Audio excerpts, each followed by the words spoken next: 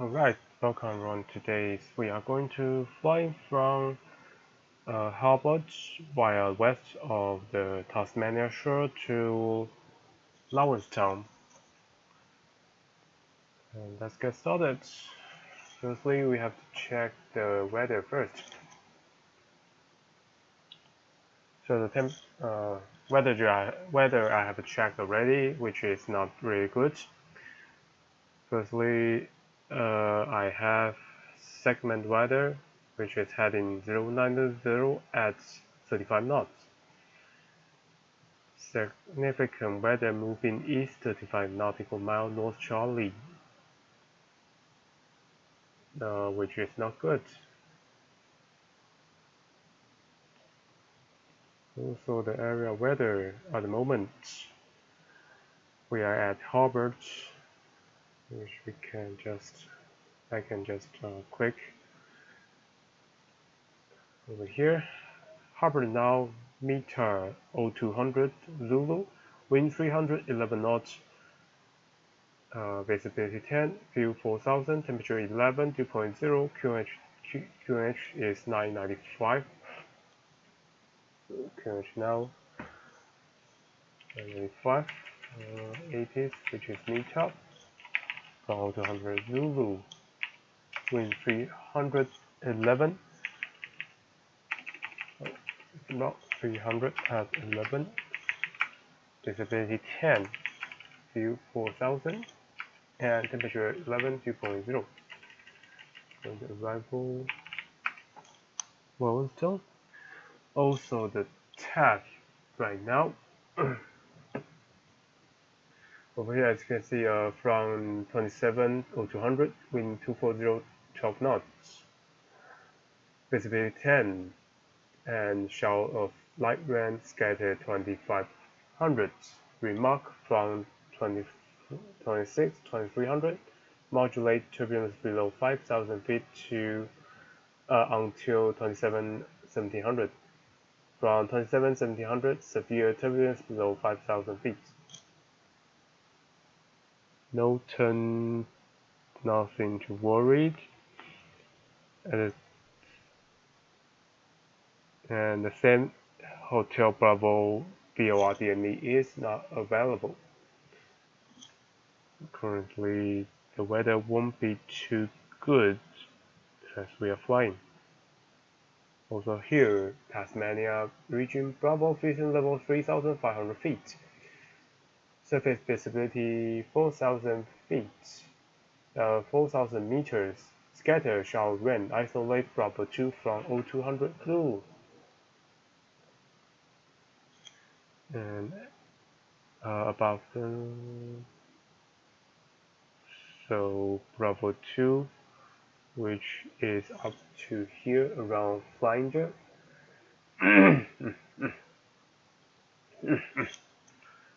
And others are visibility greater than 10, nil significant weather, broken cumulus, stratocumulus 3,000 to 8,000 feet.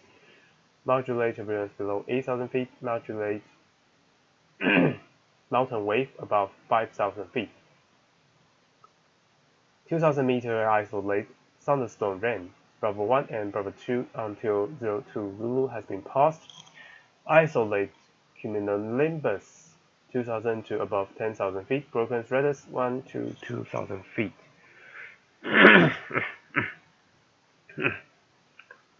Also, we have I have several area flying in area alpha. Alpha the same 4,000 meter isolate shower rain. Broken cumulus, stratocumulus 3,000 to 8,000 feet. Visibility 10, no weather, view cumulus, stratocumulus 2 to 7,000, modulate turbulence below 8,000 feet, modulate mountain wave above 5,000 feet. So today's flight will be bumpy. Also, the visibility will be limited. And according our flight path, the flight path today may entering some terrain. So if the ceiling limited is to too powerful for us to passing through. I may have to reroute a little bit to get us to our destination. And the wind today from service to 1000, wind coming from southwest about 20 knots and coming greater, but the direction remain. Average will be around 20 to 30 knots coming from southwest. Flight path and flight plan today. We're flying VFR today. Aircraft type is Diamond 40. Registration number Alpha Charlie Lima. Flight type is VFR. Last flight may not be required, but yeah, that's alright. Just ignore that. After takeoff at Harvard, using Southwest, which is Victor Southwest. Left tracking morning turn, then tracking south to Jolty Point, which is Victor Southwest Charlie corridor. After Jolty Point, leaving airspaces, heading to Southeast Cap as the southwest point of Australia territory, then tracking west, go to Bastrop Harbor, which is a small airfield, then tracking north,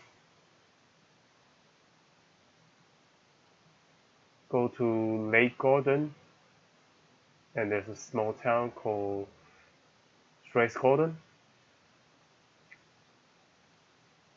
then tracking northwest to Queenstown, or if the weather is too bad, may trek to Strahan, which around 5 miles west of Queenstown.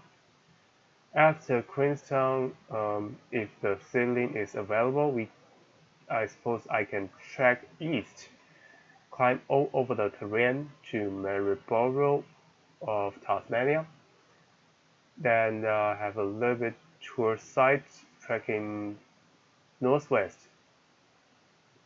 for Lowenstone inbound waypoint Creasy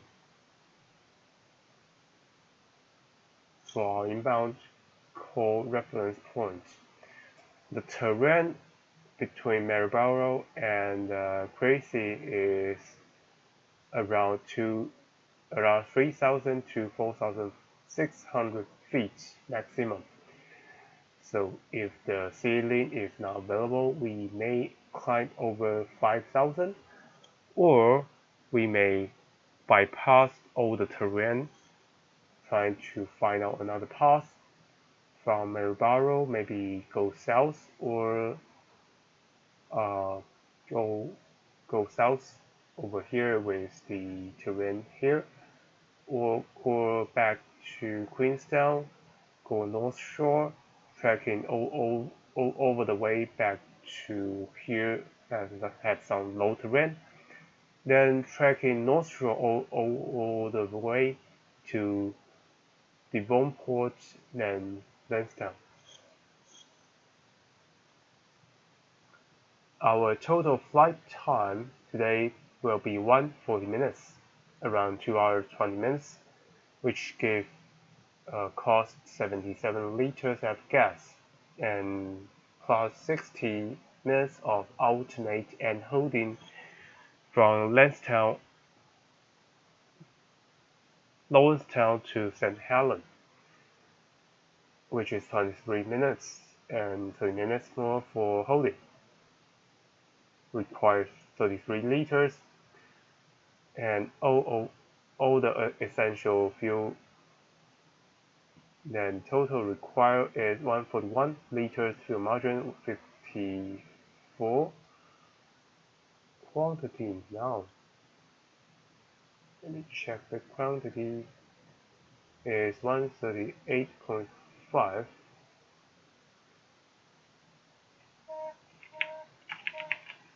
So 138.5 minus divided 0.70 is 192. So we write here 192. Fuel margin 95 minutes. Quantity 51 liters of margin. Engine length 6 hours. Quantity 192. So far so good. And what's next? I'm looking at some turf of Tasmania. According to the weather, I may need all of the turf. So I have reviewed the harbours. Now looking at Lowenstown. From 270200, wind 250 at 5 knots, visibility 10, scatter 3000, which is good. Remark from 270500, modulate turbulence below 5000 feet until 271400, QNH 996, temperature 7.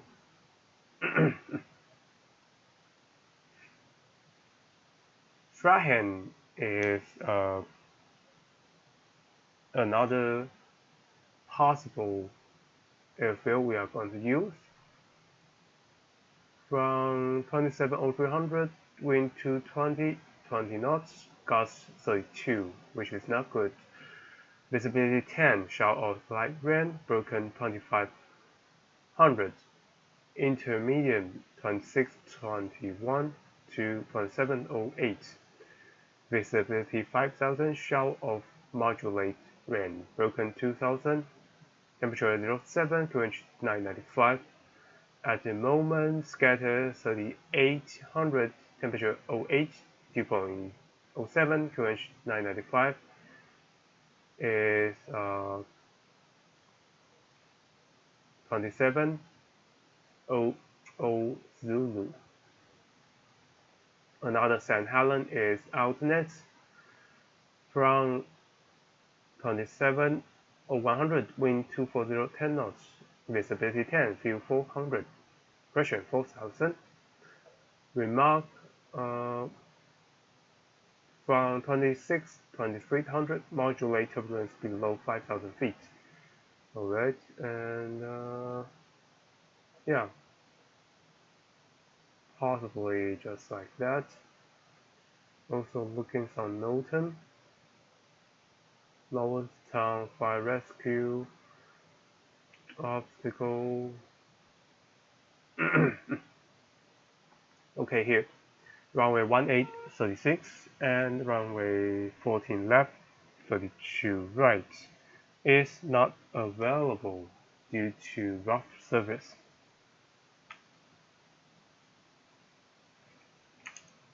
I'm currently looking at Ursa at the moment. So there's 2 runway, it's 14 left, 32 right, and 1836 is not available. So there's only 14 right, 32 left available, and I have F gas available as well in Lowenstown. Flight procedure, there's no VFR, it's totally IFR. Outside tower procedure, require broadcast, departure specie, arrival, check weather, well, which is totally nothing to worry. So yeah, at the moment we may take it off.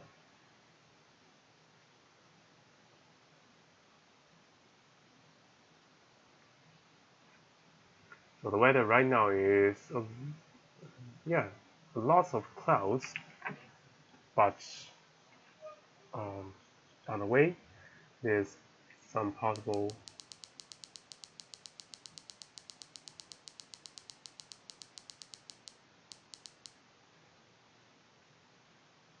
to fix. So have to go to the storage first.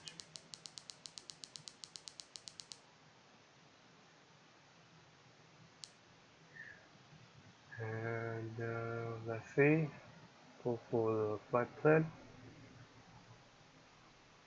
go VFR and please go. What the hell is that? Departure Yankee Mike Hotel Bravo. Destination is Yankee Mike Lima Tango. Alternate Yankee Sierra Tango Hotel. Cruise altitude is AL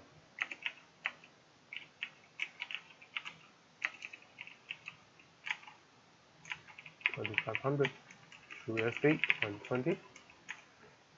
Estimated departure time. Well, currently time is 35 Zulu.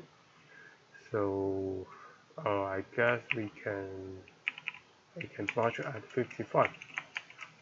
Flight time 2 hours 20 minutes and flight hour is 5 hours 30 minutes.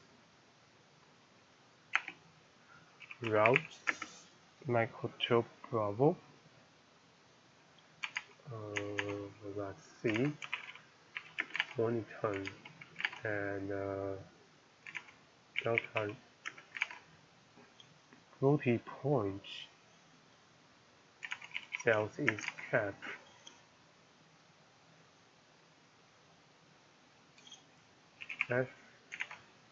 Backpack Harbor. Coming north to West Gordon.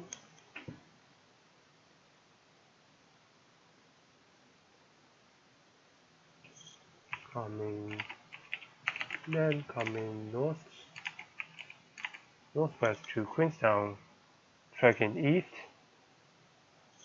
to Yankee Mike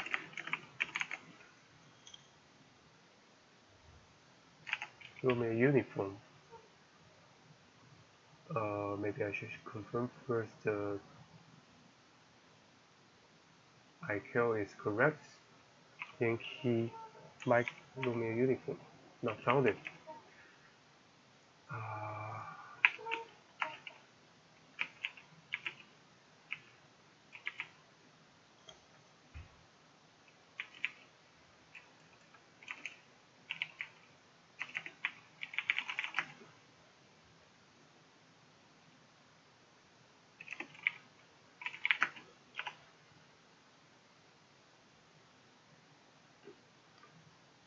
Which the Maribel here is New Zealand. So Australia airport.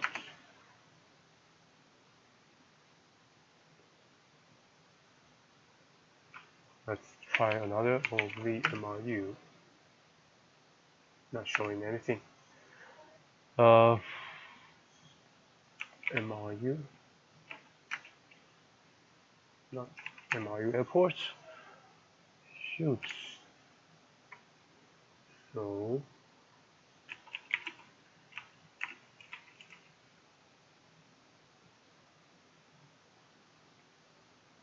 code to UNT 8 is not correct.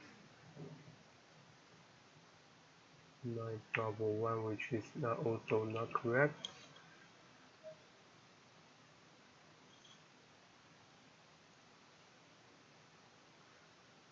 It's here, but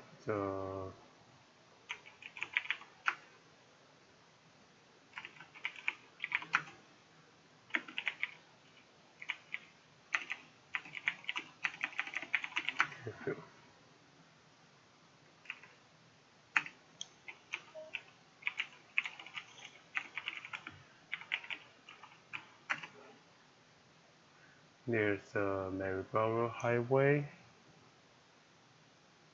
and I cannot see any like that. It's a landing area, but it's just a small one.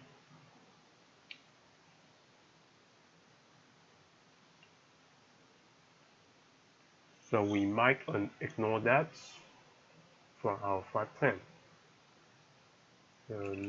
Queenstown, then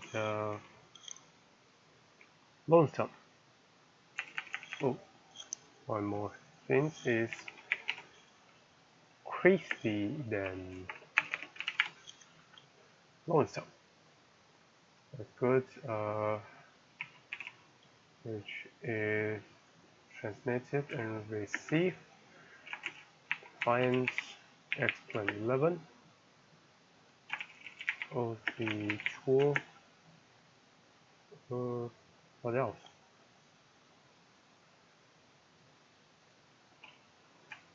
Hold on. With X. One box. OC tool. That's all. Send the flight plans. Check around. I'm usually checking the Vespa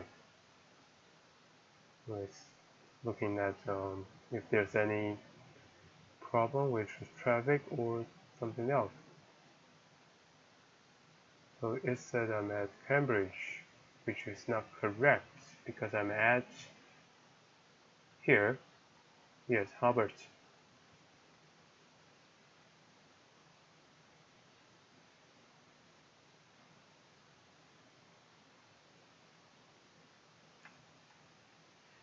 Go to Lawrencetown.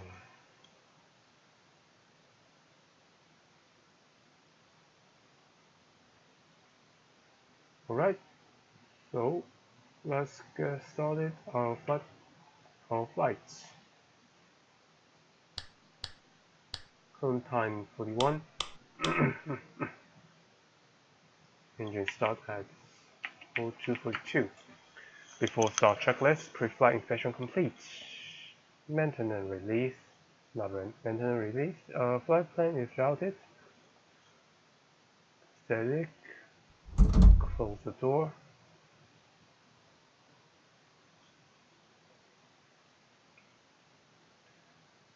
Passenger door secure and cockpit door is secure. Is checked.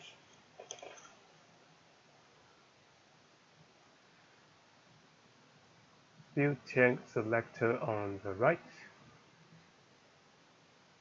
Parking brake is set. Cover heat is closed. Master turning on. Flap restricted. Fuel pump is on. Avionics turning off.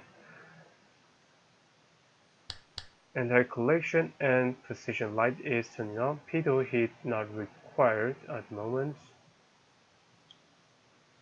Fuel quantity 50 is checked.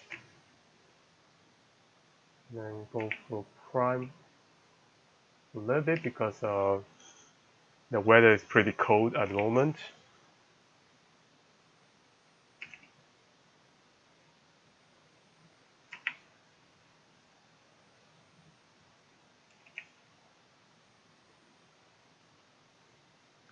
Okay, then mixture go to 2/3 and throttle a little bit up, about an inch. Then propeller is full fine. Starting engine. Clear prop.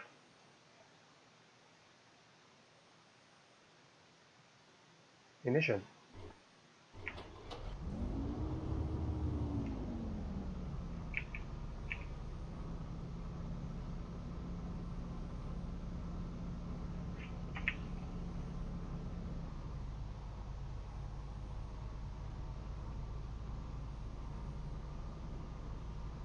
After start checklist, oil pressure 56, temperature 57, and writing. Fuel pump off, fuel pressure 25, for 2.6 is checked. Voltage 30, amp to 62 is checked. Avionics turning on, stove turning off, pitot heat is turning on, panel light checked, instrument lights.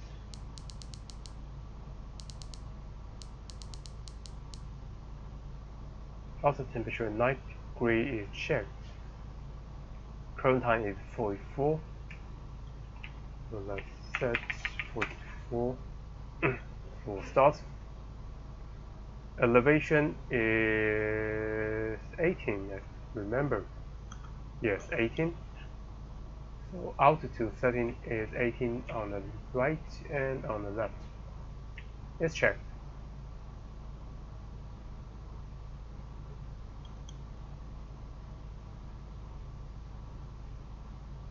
So we are using runway 30 at the moment after takeoff.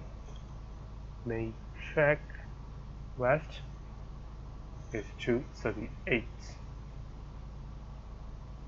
So setting tracking for 250.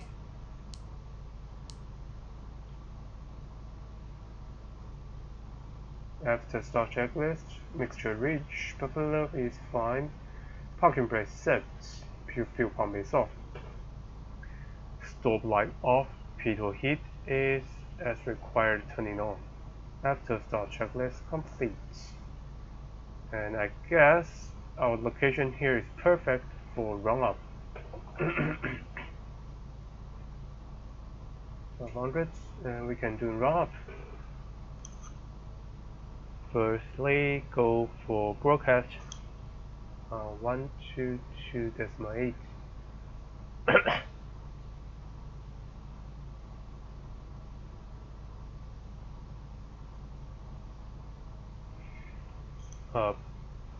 Hop the traffic, 740 of Charlie Lima at G apron, doing run procedure. Alright, area clear.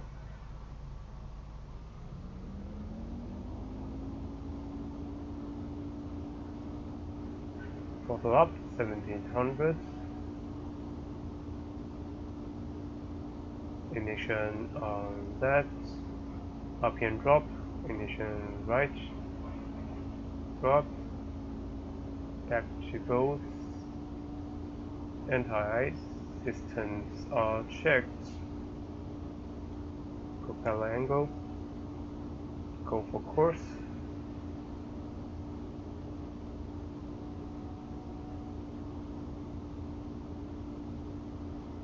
(1700), dropping, 15, and back to 45.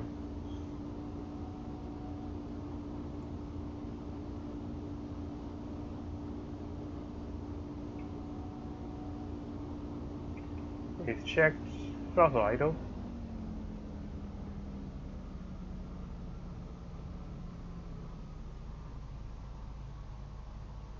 And up to 800 above RPM is checked.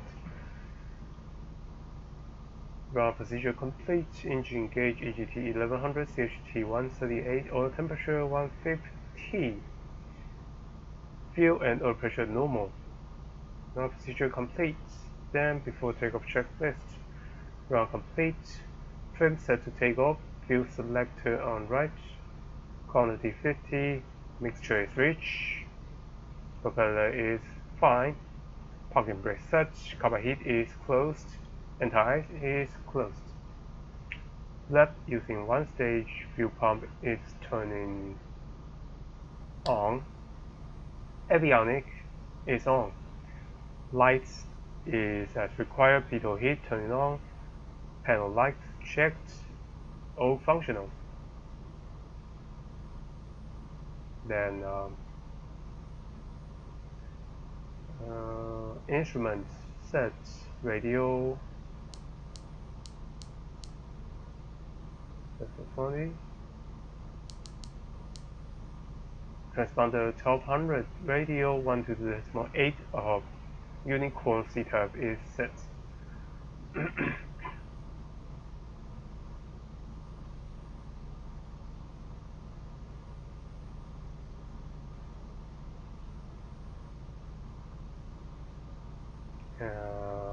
Everything checked. It's alright. So at the moment for departure brief. So we are at Harbor Airport. We're using runway 30 for takeoff. After taking off with left-hand circuits, then climb to 2,500 feet for initial departure at downwind overflight, passing through airfield, tracking west to Mornington. After Mornington, tracking south to Jolty Point. If an engine failure happens, try to apply glide attitude using flap as required and land as soon as possible, safely. Departure briefing is complete. We are currently at GA apron. Let's look about. I don't remember any suggestion for. Here it is. Victor Southwest VFR route for inbound. Outbound is track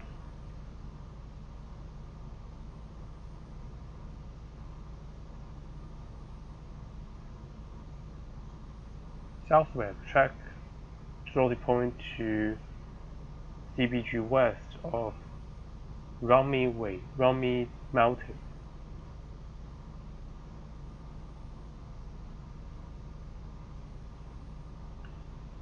So, no, that's inbound. So outbound is track west of Mount Romney to the to Jolty Point.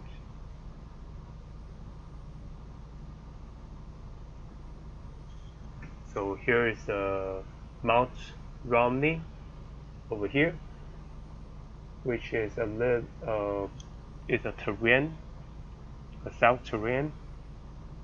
Then it said we should track west of Mount Romney. So yeah, track west. Just remain, if we track in southwest, remain it at our left hand side.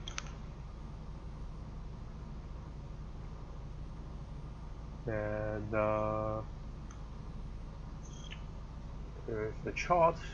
Can go to using runway 30 over here.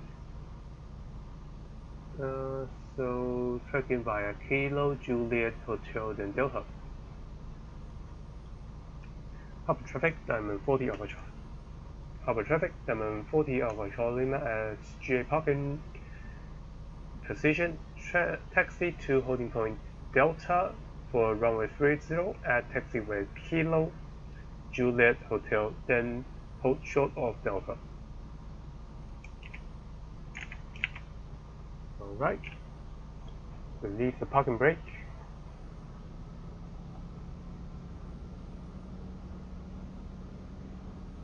Okay, airplane moving, check the parking brake, the brake is checked.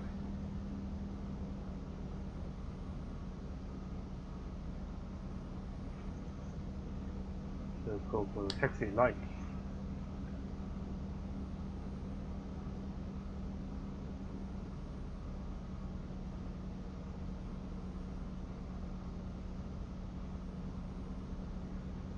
There's a man on the left, two men on the left. Is doing some air work on the helicopter. And there's a Qantas ahead.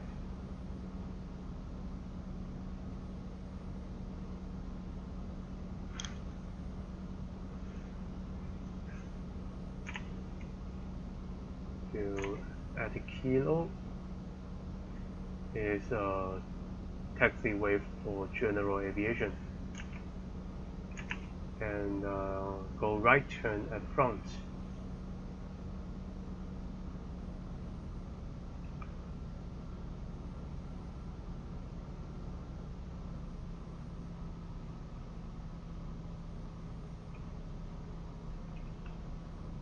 Right side clear, left side clear.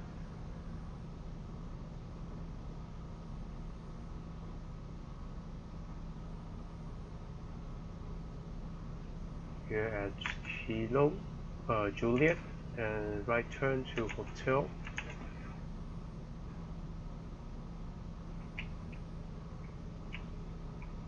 Right side clear and left side is clear.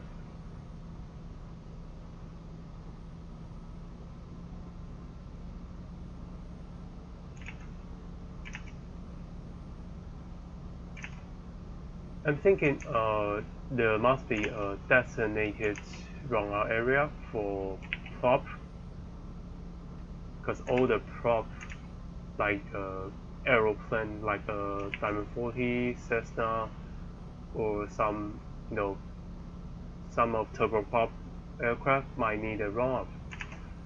I'm thinking where's the run-up region in this airfield, but cannot figure out any. We're at hotel, left turn to Delta.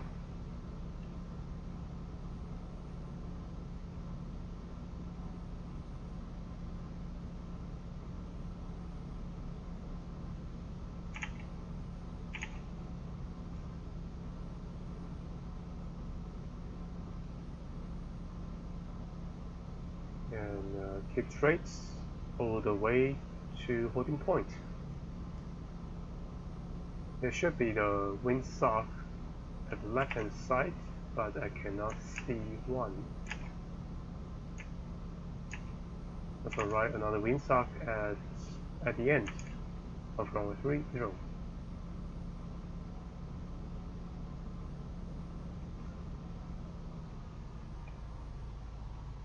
So here are stop line, runway 30 and 12. Transponder and lights is checked. Traffic is checked. Harbor traffic Diamond 40 Alpha Charlie Lima entering and backtracking runway 30.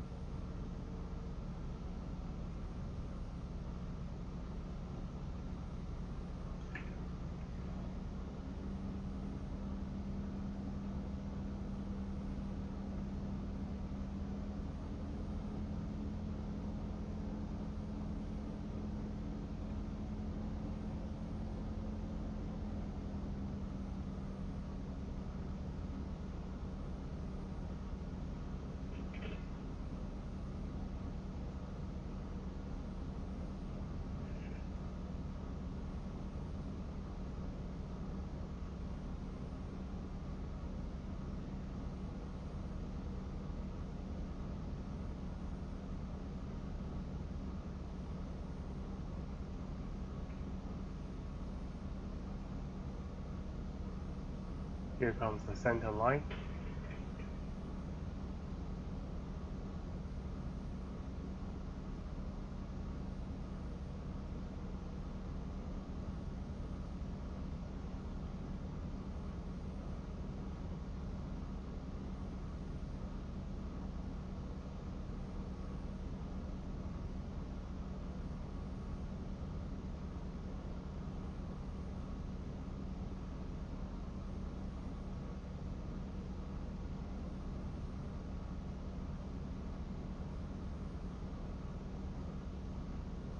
Windsock on the right, and wind direction is checked.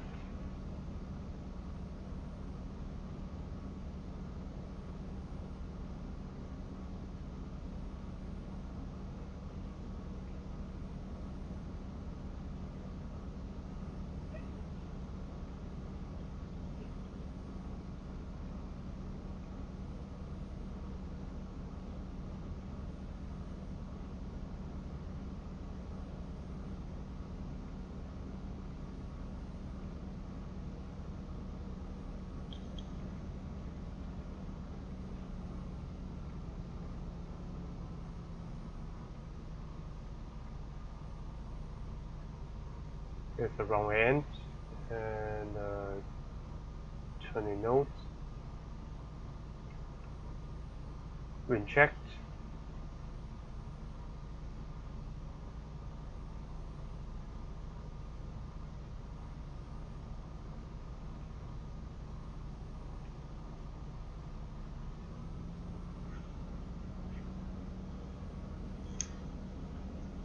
Harbor traffic 740 over Charlie Lima. Landing and rolling runway 304 departure west. Harbor traffic. So here's the runway 30 is verified.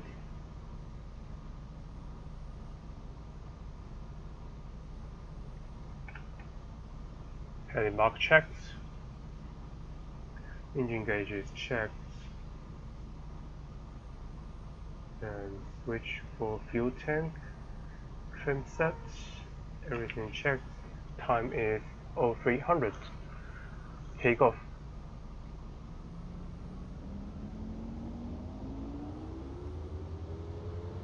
Take off thrust. Airspeed alive 40 knots.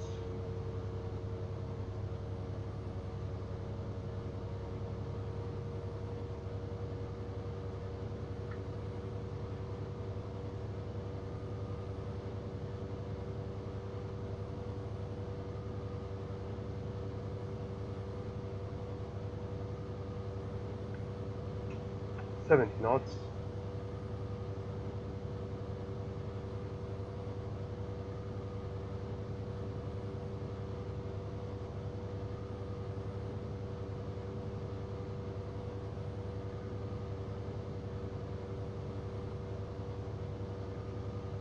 Alright, step up.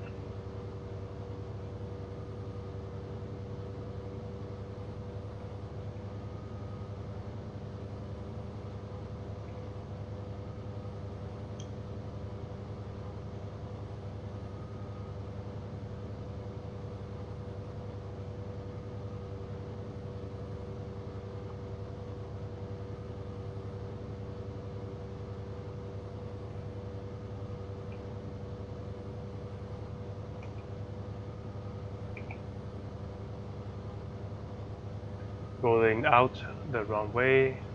Left hand side there's an airfield called Cambridge. That's another small airfield.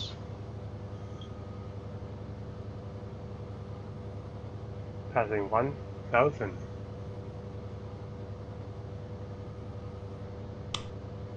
Fuel pump off.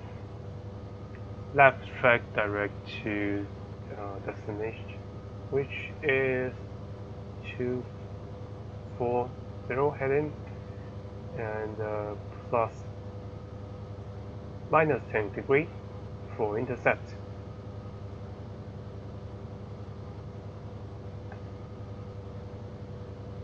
$1,500.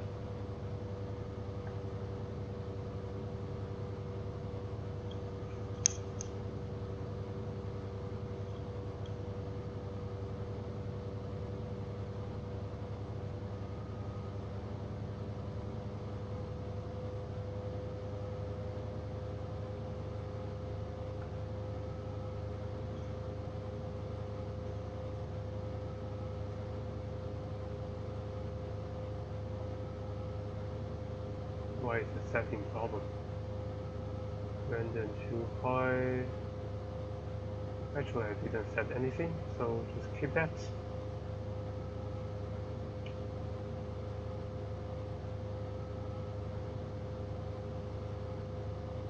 Go for 240.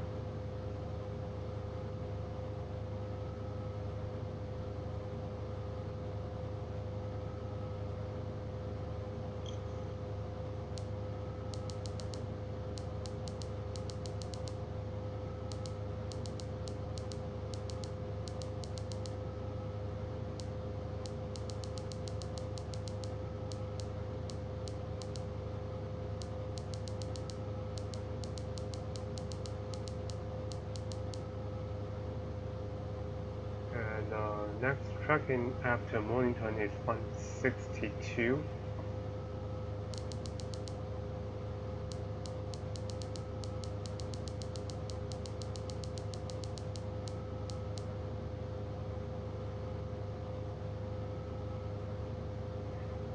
Harbor traffic, diamond 40 Alpha Charlie Lima, departure the circus, maintain 2,500 feet, tracking west, tracking Victor 4 southwest to southeast cap. Harbor traffic.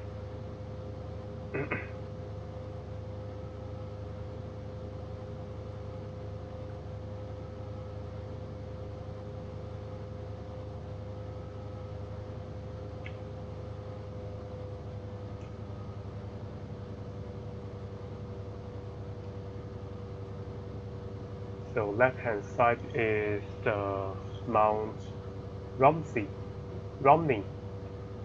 Then here's Mornington, turning left.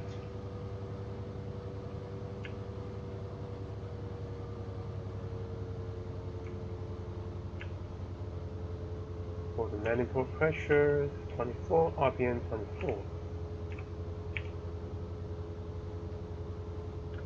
Still overspeeding, 22. And last a little bit more, 24, 21.3. It's good.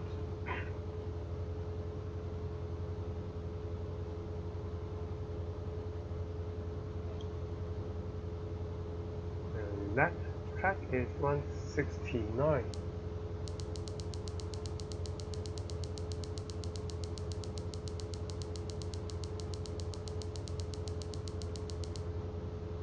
Around here.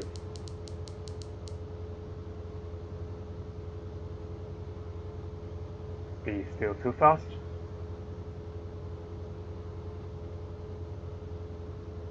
Coming down the manifold pressure.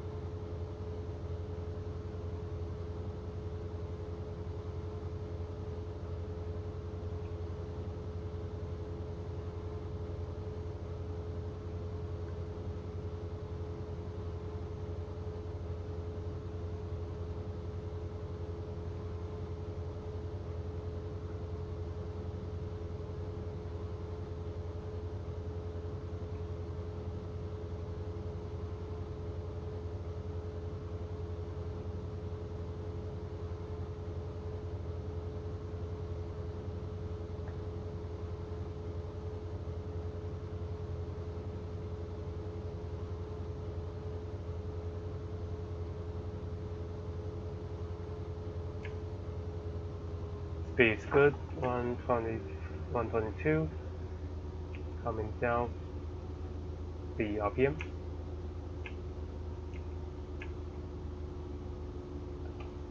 '21.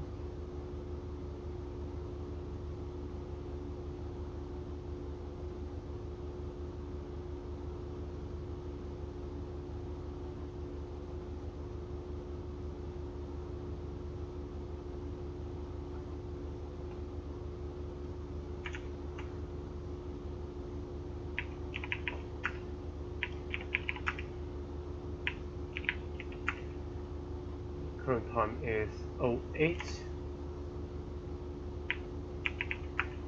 And southeast point is at 36.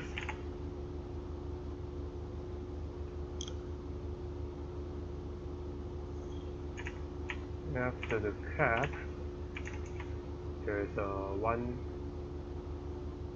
right track, 200, 181 and 200. So 196, 200.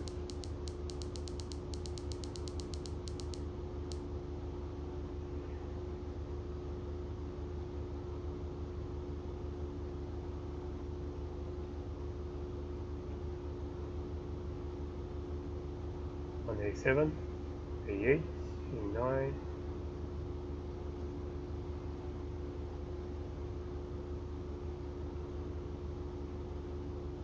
So for 196 and 200. 189, 200.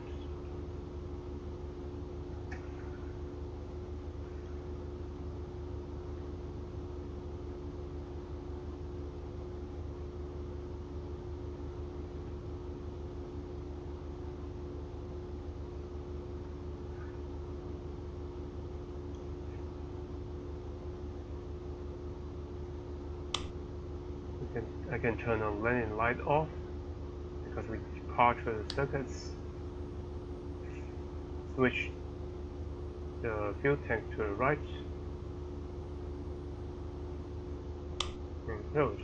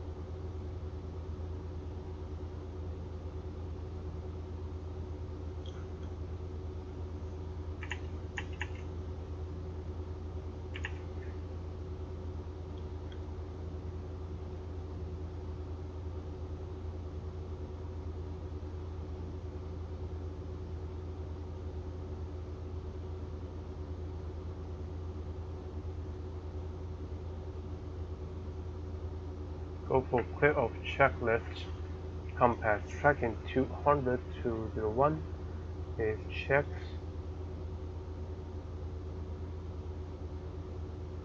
Log has been filed. Next destination to Southeast Cap is 0336. Engine gauge, manifold pressure 20.4 RPM 2200, EGT 1205, fuel for 8.6, oil temperature 166, cylinder head 330.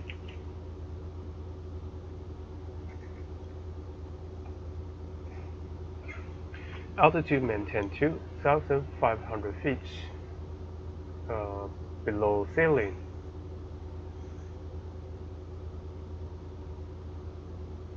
Radio not required. TTF 122.8 is monitor 1. Orientation passing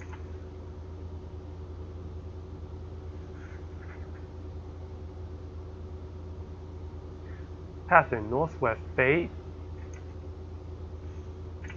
At the front there's Coningham Township on the right hand side, and tracking the shore all the way down to Southeast Cap.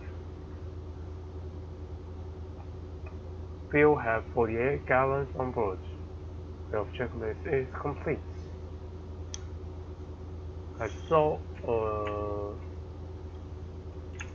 a terrain at the front,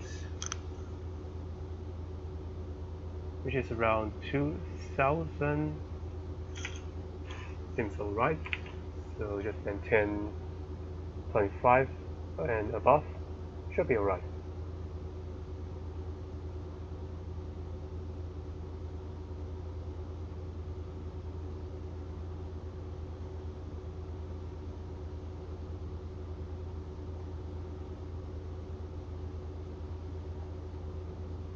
The cloud, the ceiling is around 3,000 to 35.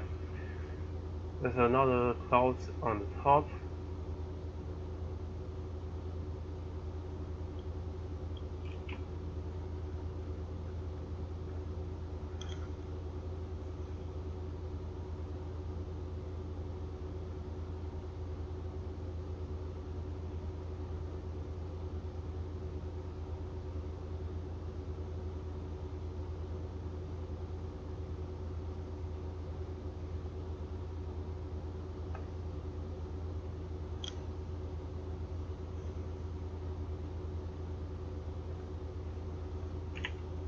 for the mountain ahead. Let's turn on the simulate mode, and don't show the position. Not showing track.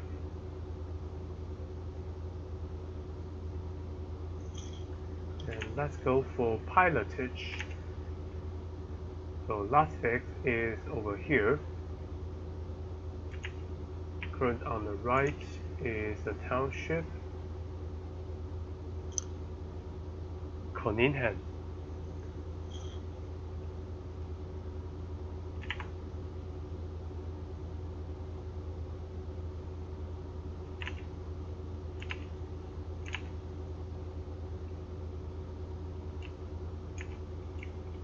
Right hand side there's a Robert Bluff and Great Mountain. And keep tracking township ahead. Catherine and Woodbridge. We are going to overfly the Penny Bluff, then up in the Mount Sagnet.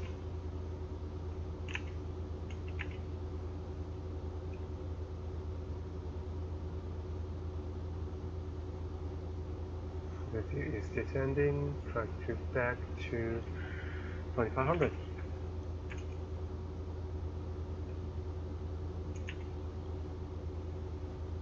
On the left hand side, the township called Catherine is passive down here.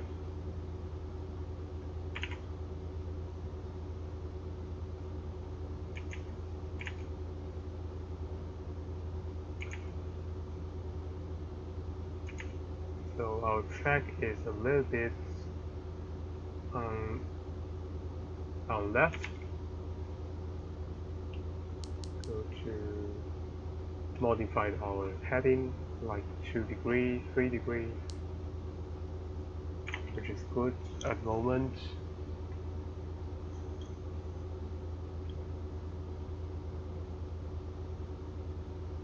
Altitude drop back and climb back to 25.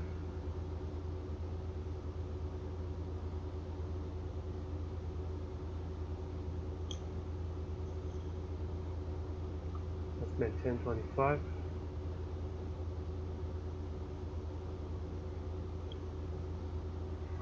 Add a little power.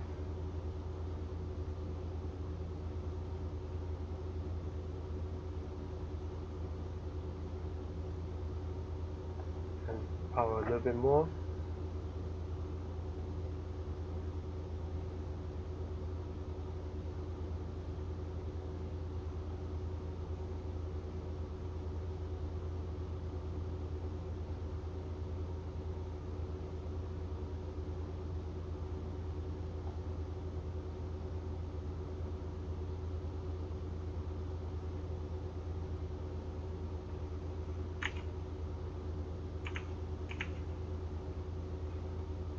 We are over here, crossing Woodbridge on the left hand side.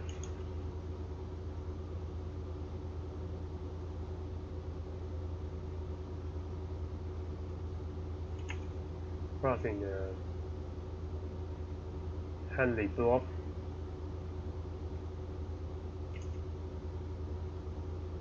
On our right here. And Garden Island Sands ahead.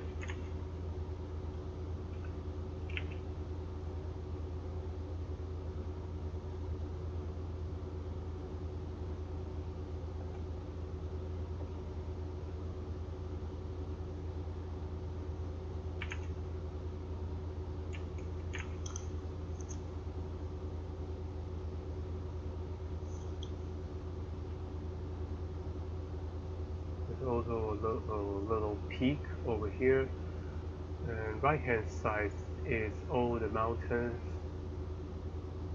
around there.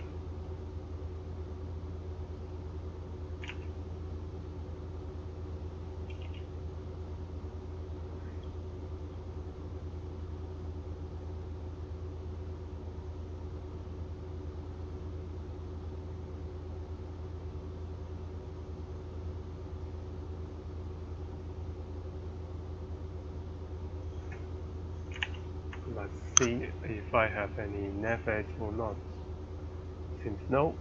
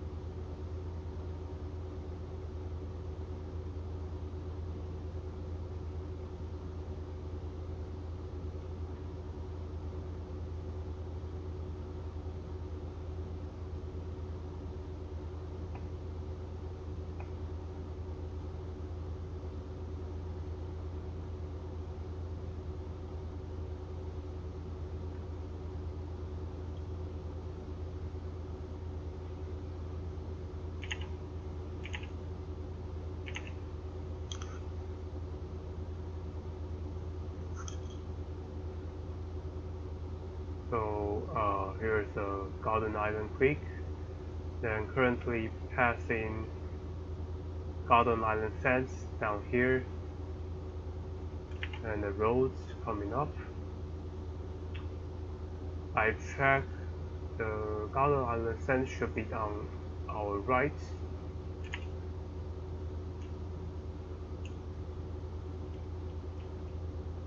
So this is one called Verona Sands, isn't it?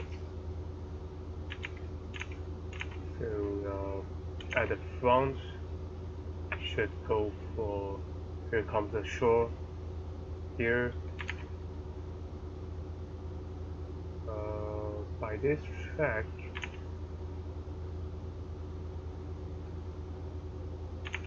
down here, the track should be on the right hand side.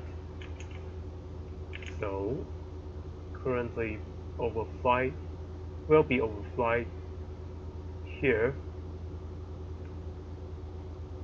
So the position of our track, and still have to track left a little bit more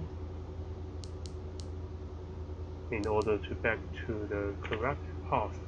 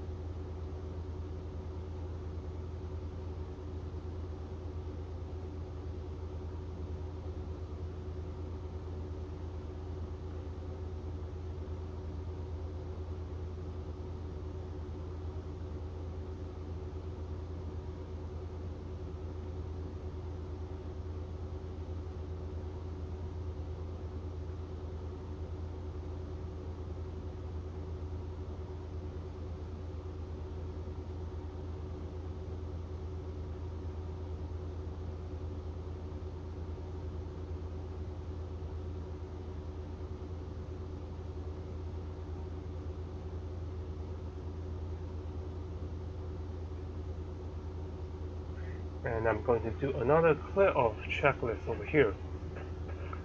Compass tracking 200, no? Track 195 according GPS is checked. Log 0336 arrival. Current have 20 miles away. So 36 should be accurate. And engine gauge, manifold 20, RPM 22, CHT 333, oil temperature 166, and UGT is 12. 05. Altitude maintained 2,500 feet for sailing. Radio 122.8, no nav 8. And orientation, just passing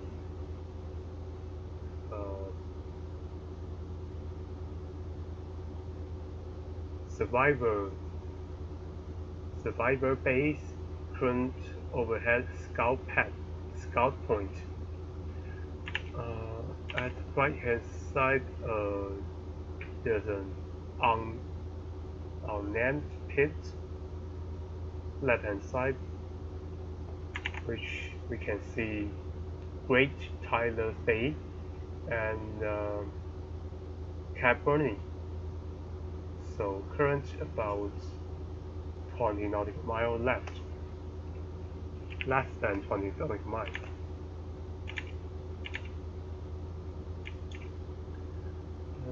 Current track should go left a bit more.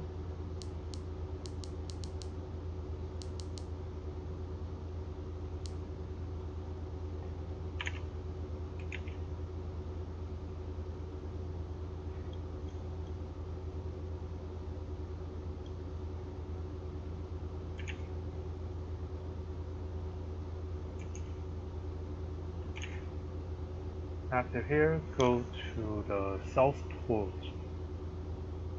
and 15 miles left. Fuel have 23 gallons on tank, which is 47 gallons on board. Fuel pump off.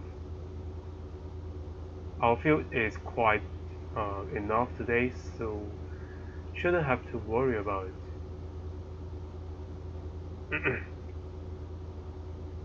The only thing we have to worry about is it's like not enough of fuel. No, about just like disorientation. So on the right hand side over here, H is a small town. Down here,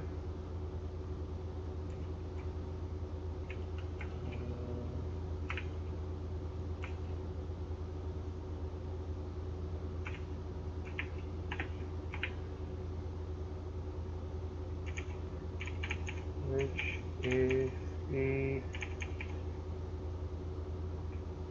South Port.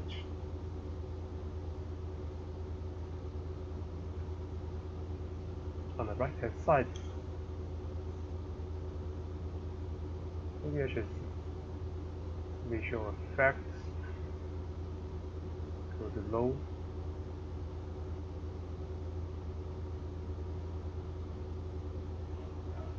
A bit better.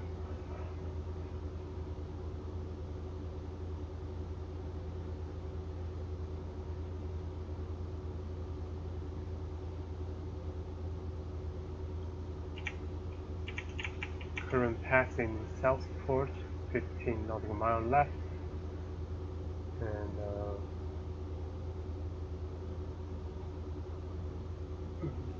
left hand side is Cabernet.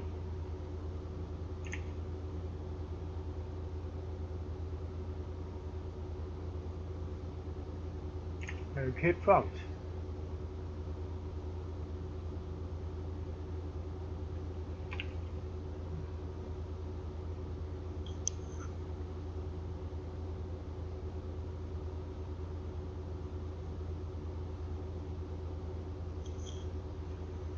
And let's try if I can get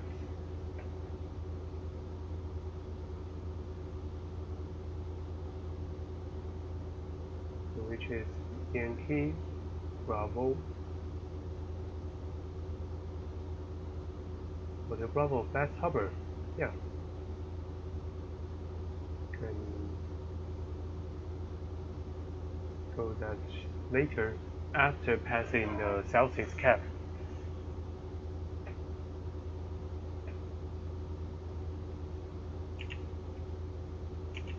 That's one of the way used in GPS. And another way is still pilotage. Current passing the first port.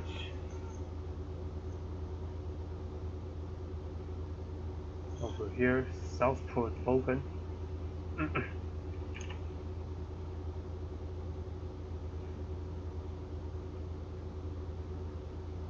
The township, Southport on the right.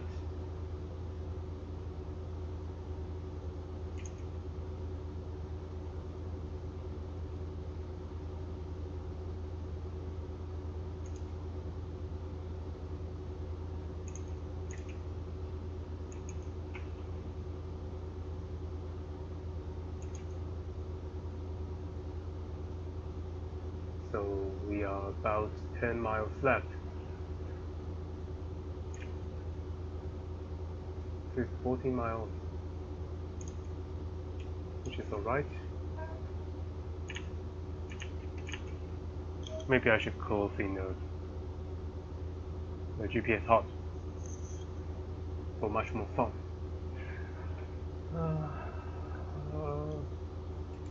Right hand side, still over here.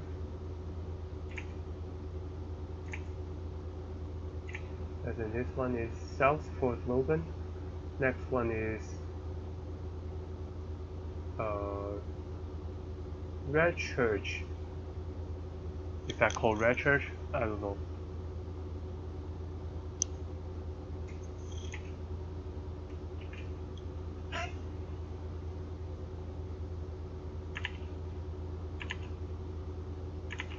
Red Church Bay and Catamaran and Moss Glen at the front.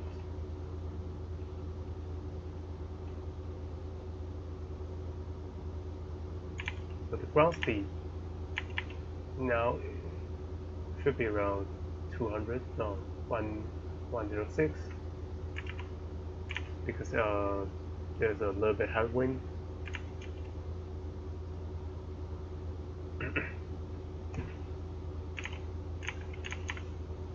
After the terrain, the Fire Hill terrain over here should reach in Southeast Cap. Then should track to 80. Should input to 80 for next one. And at the moment, keep tracking to Southeast Cap.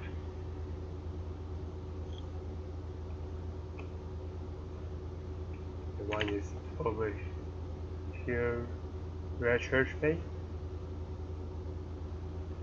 Should visual township ahead.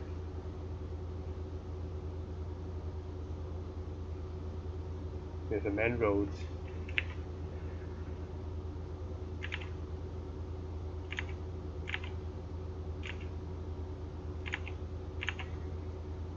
And right hand side, a township called Moss Glen. Should be seen anytime.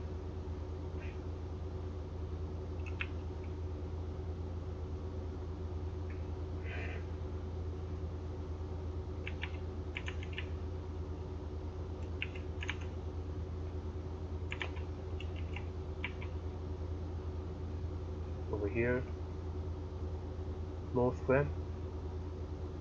And another one should be seen over here. This one.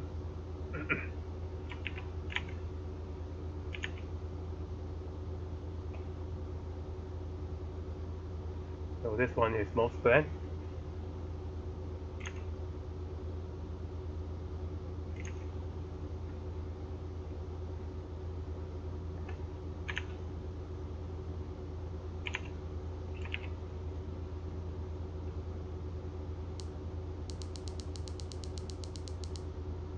So we can now track back to 200.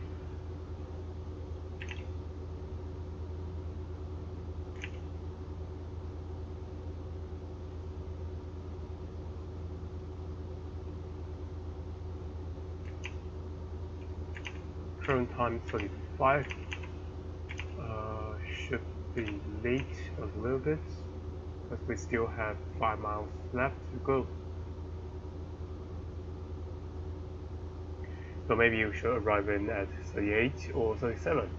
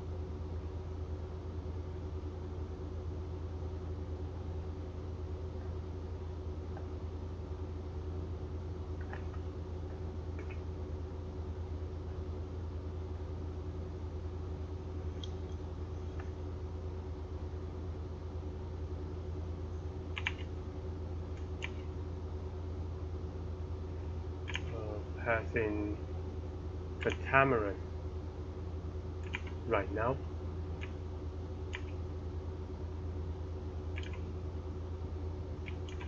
Cap should be this one, cap over here. This one's called wildhead maybe, or have to verify it. No, the wellhead is this one. So the southeast cap is at left hand side, which is this one. So let's go to back on the track, add a little bit more.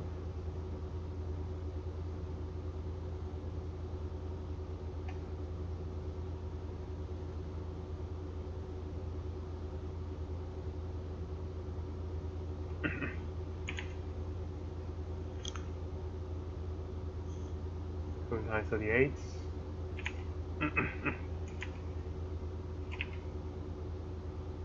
So which arrival time will be 39, possibly.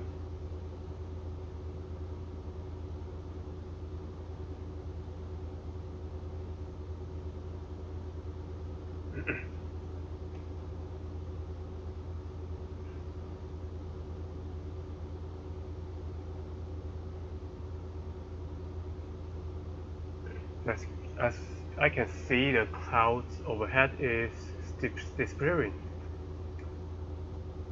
which is good. So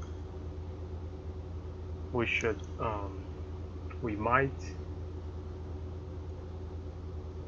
may climb into 45, maybe, if the cloud is going less. 39, passing at 39, and go to best thrust is 40, so it's 58 arrival best thrust.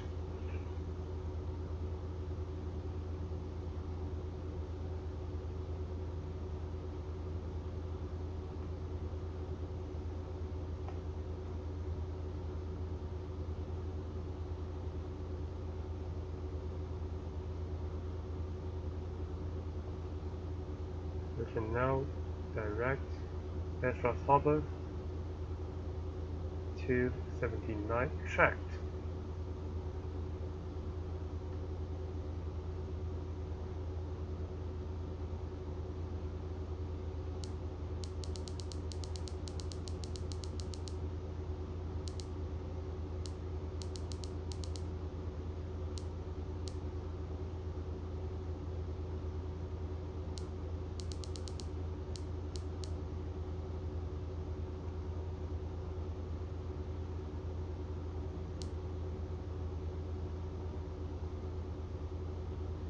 The heading 265.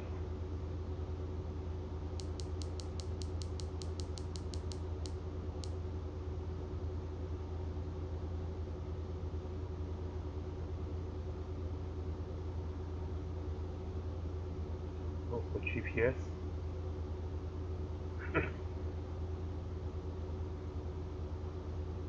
Because the wind is coming from the left. So currently I will track a little bit left, but not to 50 degree, 15 degree.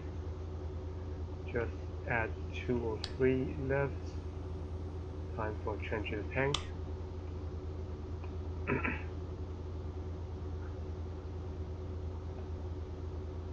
As you can see, the track is on right hand, a little bit right.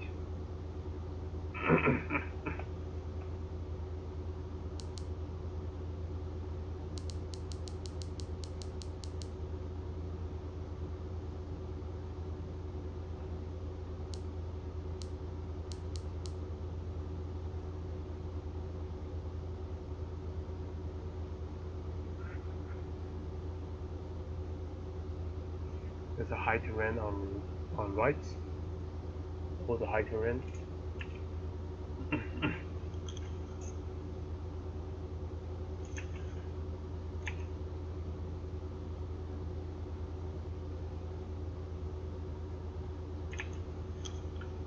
So about 19 minutes get to Bestros.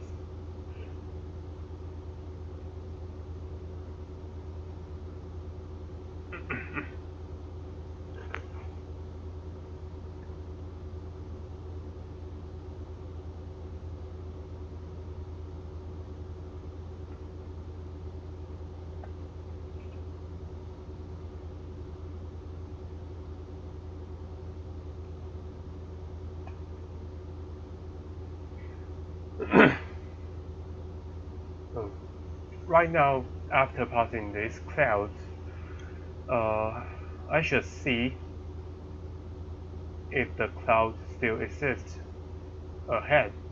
If not, I can climb to 4500, which should let me to overfly some terrain, and if not, there's several terrain down here. The Ironbound Range, Mount Louisa, and another several high terrain ahead.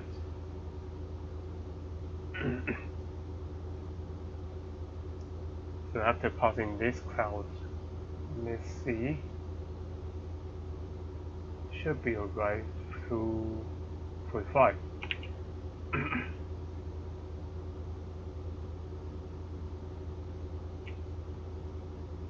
Look at terrain over here. Whoa.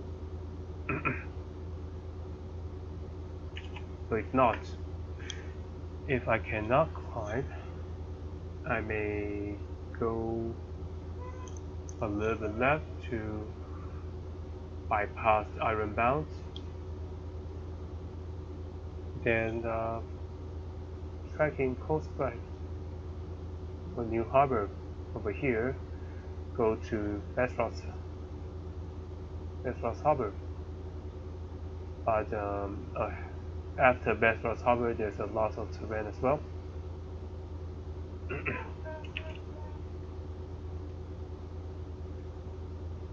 There's a rain coming from west, coming from east.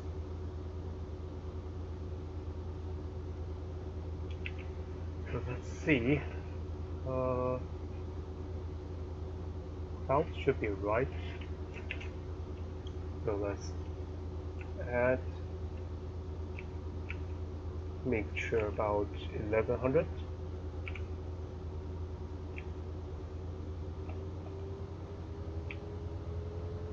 So then let propeller to all over to 5. Give us extra power.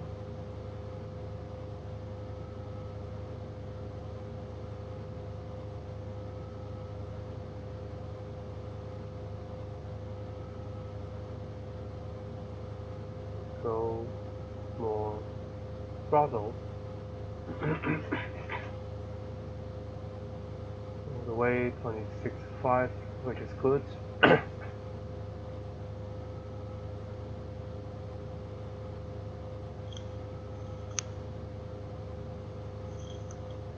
Restaurant Island traffic, number 40 of Charlie Lima is currently 25 nautical miles east inbound, passing 3,000 feet, climbing to 45,000 feet. Estimated overflight time is 58.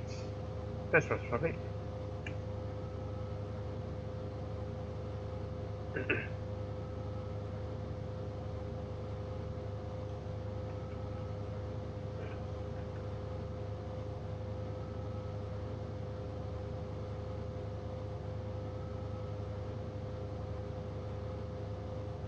Up to 35.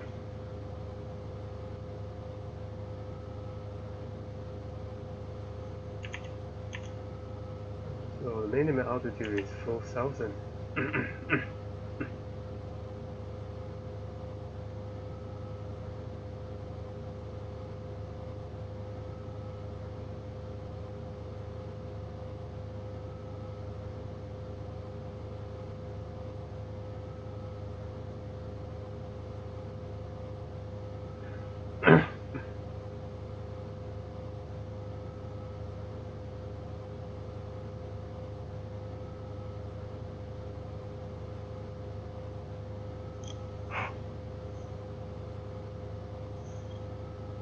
$4,000.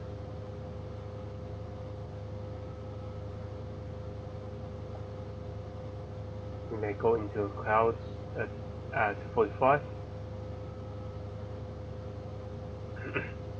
I'm going to climb 65. See if that is good.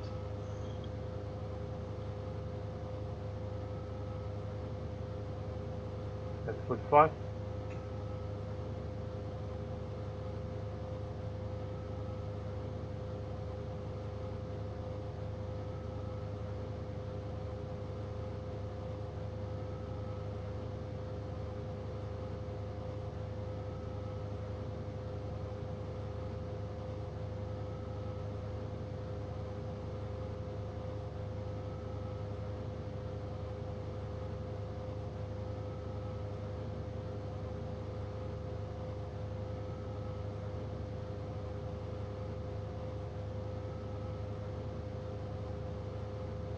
I'm going to try go left turn to dodge this cloud.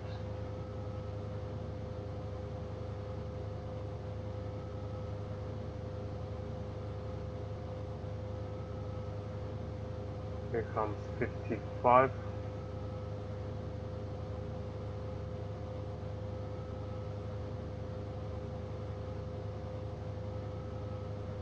Yeah, we're passing at 6.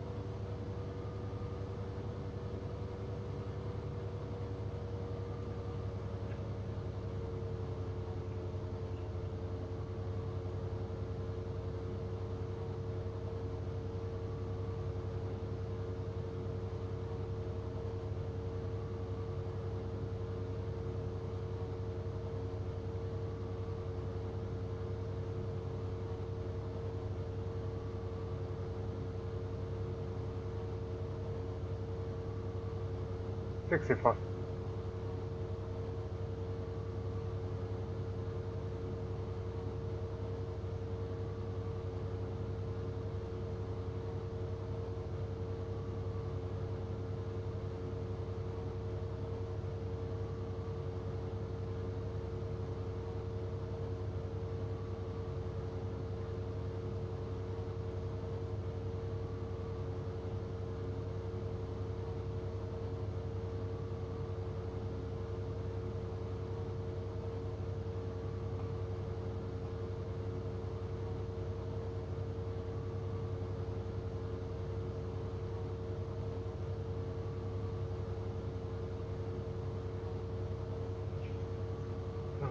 look at the terrain, which is awesome.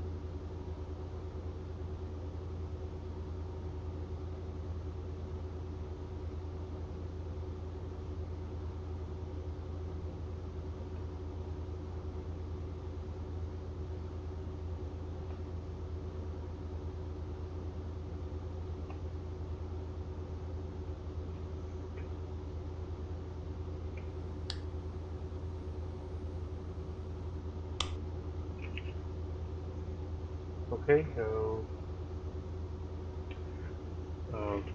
there's some scatter, but I think it's alright because we are above the clouds. Maintain 6500. We are receiving GPS signal as well. Current on track. And the left hand is Louisa Island down here. No, that's one might be this one. Wait, what kind of island names like that? Still maintain 65. We should clear the terrain ahead. We have already passed in the iron bound. Should be arriving Bedfast in minutes. ETA is 58.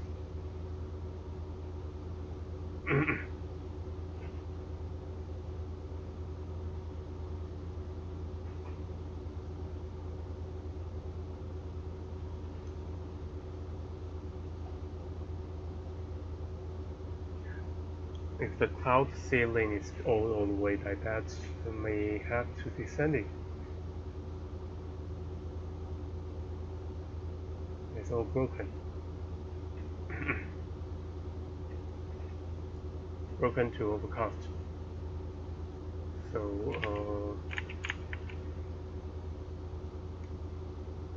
terrain is about 27. Actually, if we cannot see the terrain, we cannot descend.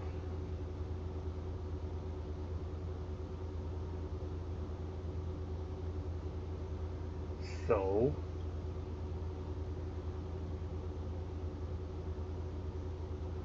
I guess let's go to, because I have the GPS signal. So after GPS signal, there's another fixed point that I cannot use GPS, which is tracking North 377 for 39th mile.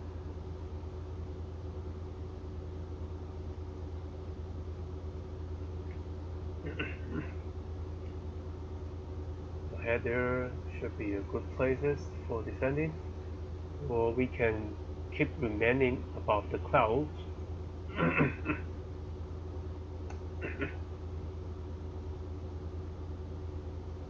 Current maintain 65.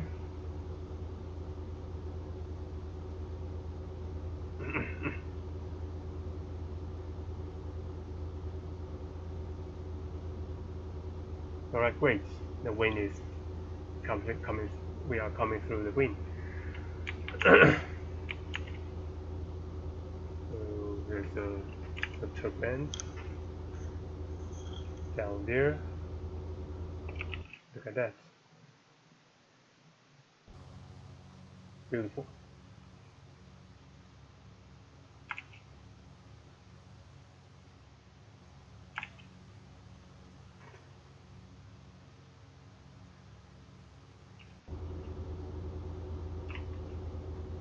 There's also a river, but I cannot see actually. If I'm sitting at the PIC seats.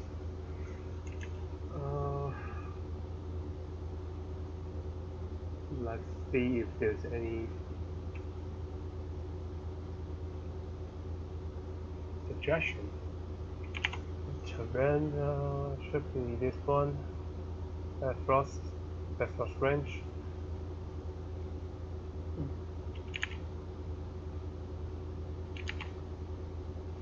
So the airfield must be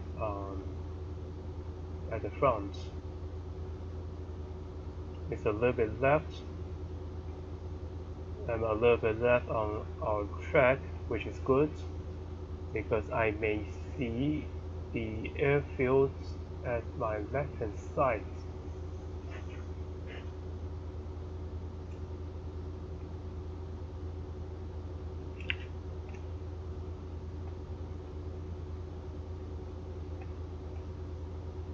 If it comes to low wind, because a low wind aircraft, it might be limited visual, blocked by the wind. So sometimes I have to, rock the wing on the left, see nothing. On the right, go see something. If that's possible, there's a river at right hand side, and there's a harbor at right hand side. So I know the airfield must be around here, but I cannot see anything yet. There's nothing, only paddock.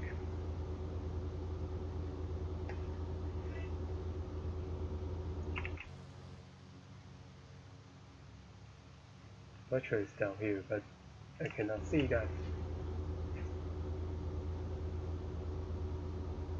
So I am assuming I don't have visual yet. But the mission is I have to visual the airfield. So let's keep looking. If not, current is 59. There's a technique. If there's no established visual with the objects, like after 2 minutes, current for over 100. Let's set over 100 arrival. It's arriving, but there's no visual established. So just make like 1 minute.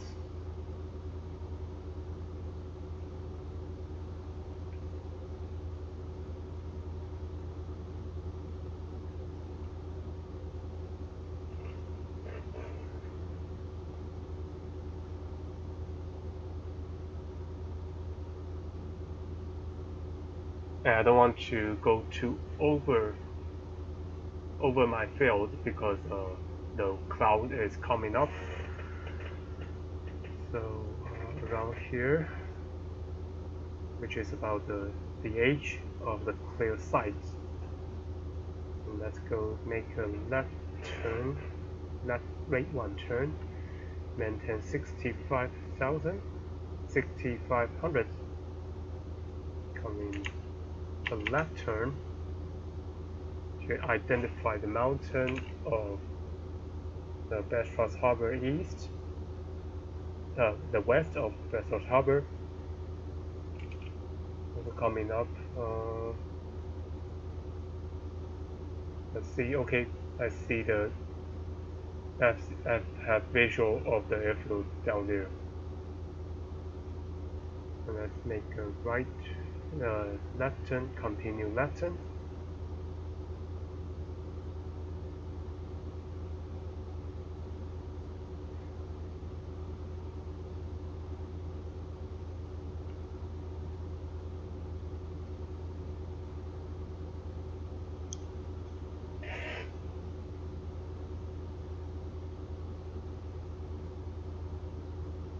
There's a lake. Also, you can see there's a lake and a river right here. So this is the field we want. Oops.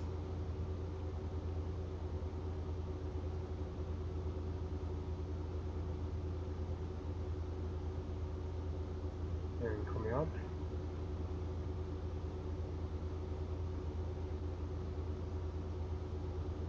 Overfly the tracking, and next one go to threshold is 337.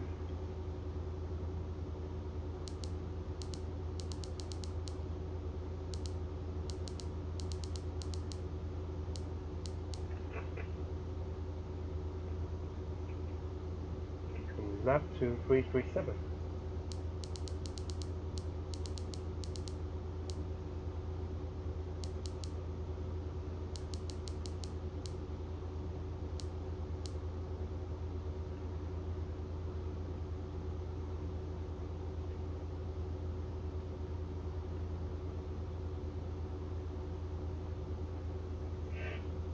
And then I can disable the GPS.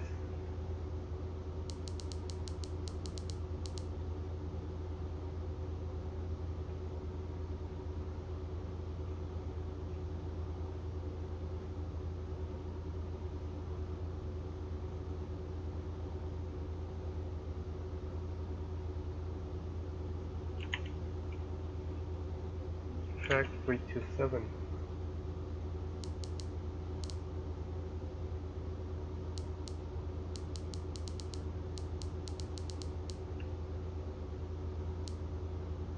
Tracking over here.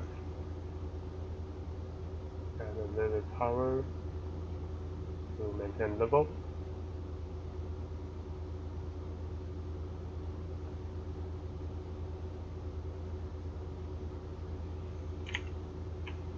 So departure is 0402, device 0400, next arrival is 0420 to the lake.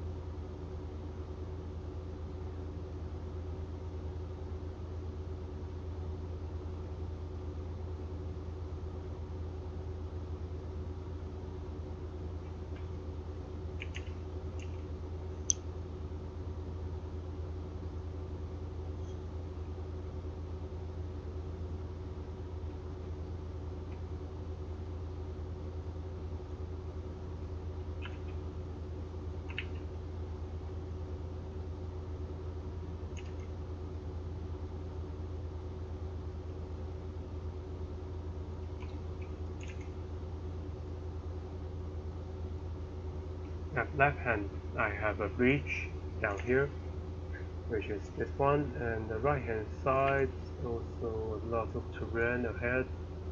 All the terrain is around us, and there's the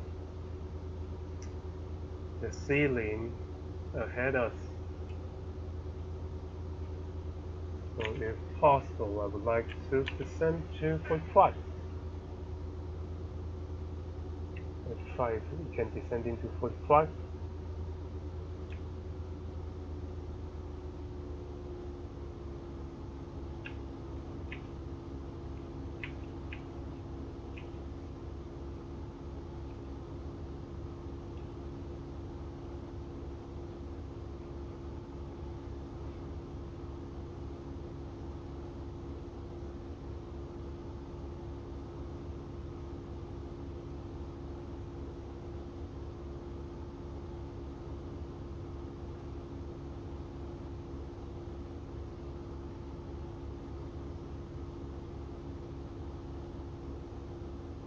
The wind is not really good.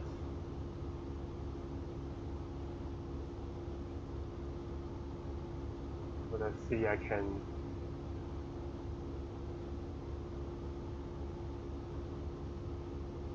preventing to get into it or not. I'm making a left 360.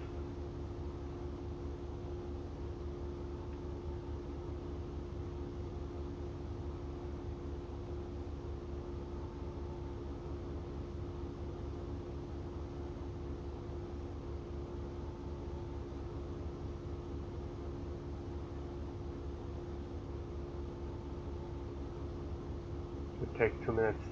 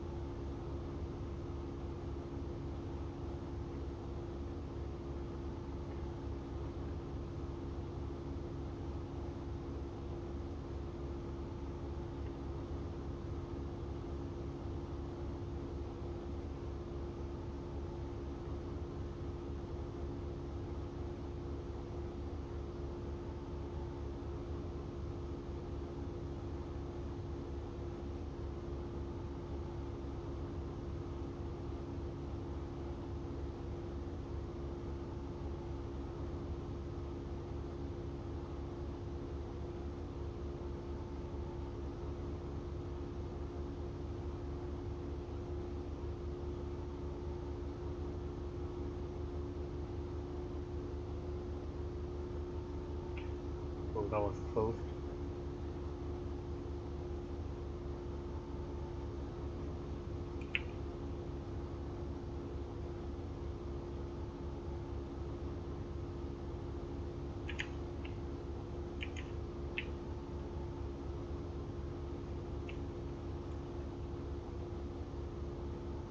And let's see, about down to 55.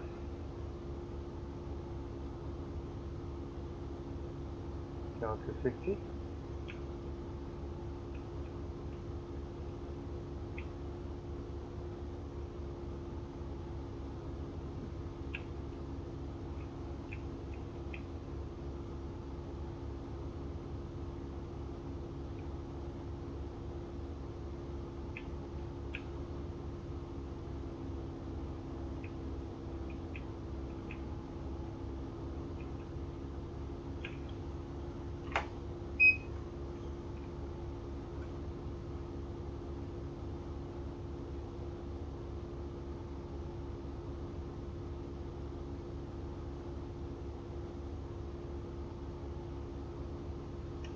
Should add 2 minutes. On the right, 4.2.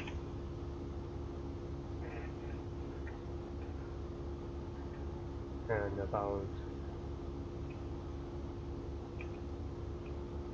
level up.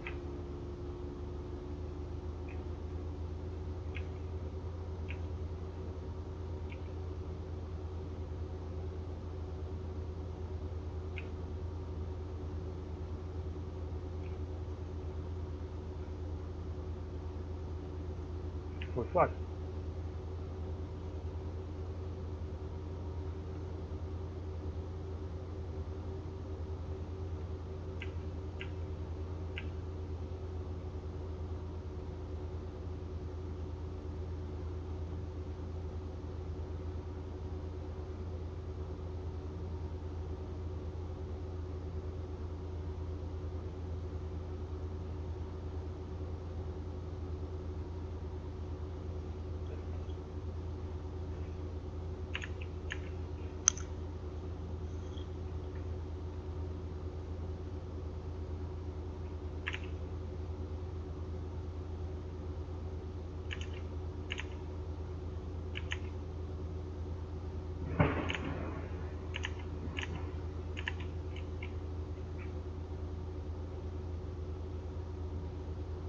There's a thunderstorm outside. Let's see. There's a peak, double peak at the front. We may passing. There's only 39 miles. In about 10 minutes. So this two should be the peak.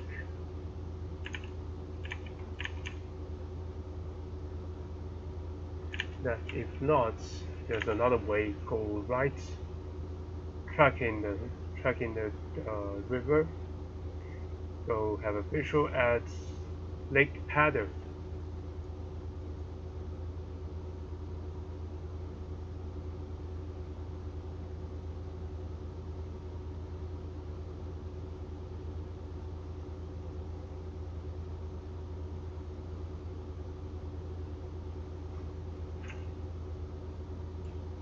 Current at 45. Or there's another way going to left hand side, which is over here. The terrain down here is pretty low. I think it's around 300 or something around here. So which should able to let me to track parallelly around here, but at the moment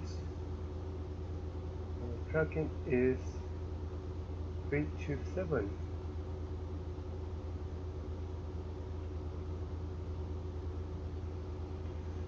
I'm going to do another clear of checklist. Compass tracking 337. Is checked. Log has been filed. ETA 0422. Engine gauge checked. Manifold pressure 20 with RPM 22. Temperature is all normal.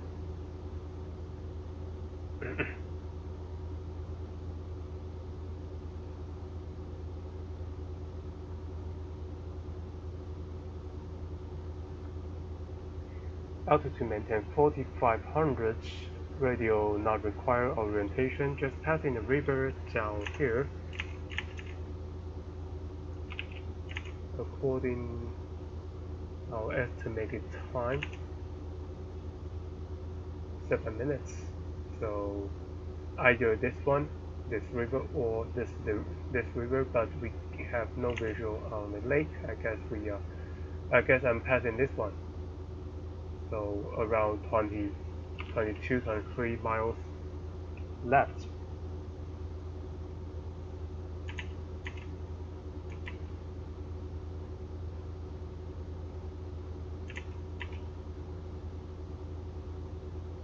And according to ground speeds, revised ETA should be 0425. Next one. Still have an orientation. Cup of mountain. Around. There's a big lake. A big lake on the right hand side, which is Lake Paddle. It's confirmed.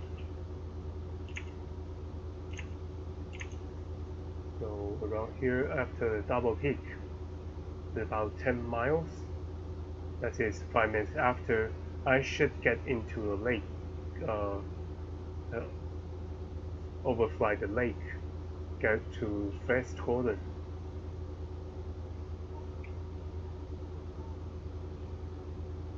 Down there, I guess the peak is over here. So the peak over here, and the terrain is 3500, so 45 should be alright.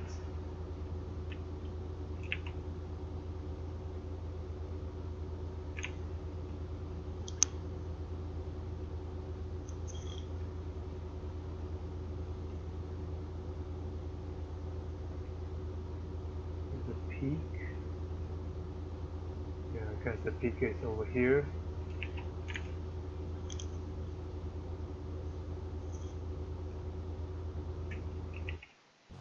The cloud is just like 200 feet above us.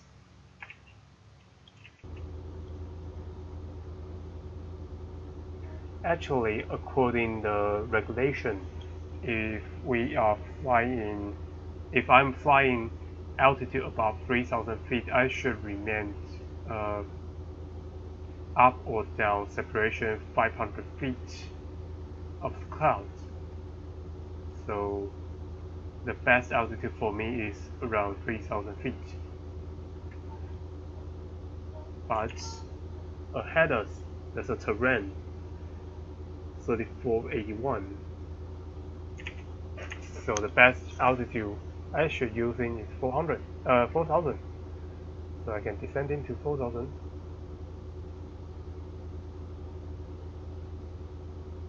For cloud separation and terrain separation. So I'm descending to 4,000 now.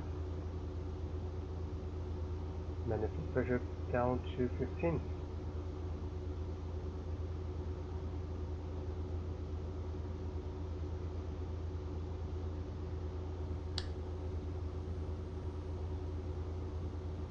Tank switch to right, still have 41 gallons on board. So clear off checklist just complete. Valley. I'm assuming the valley here is frankly between Franklin Range and Mount McConaughey.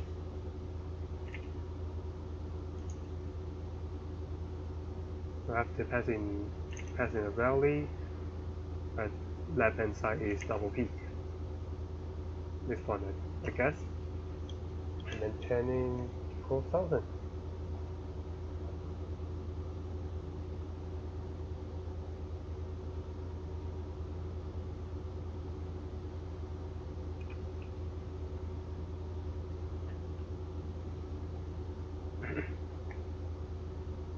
The valley down here. So if there's any bad thing happened, like I have engine failure during fly over the Franklin Range, I can still glide altitude down to here, a valley here, try to figure out where I can land. So yeah, if I'm flying over the ridge on top of a lake, there's only choice is landing on the water.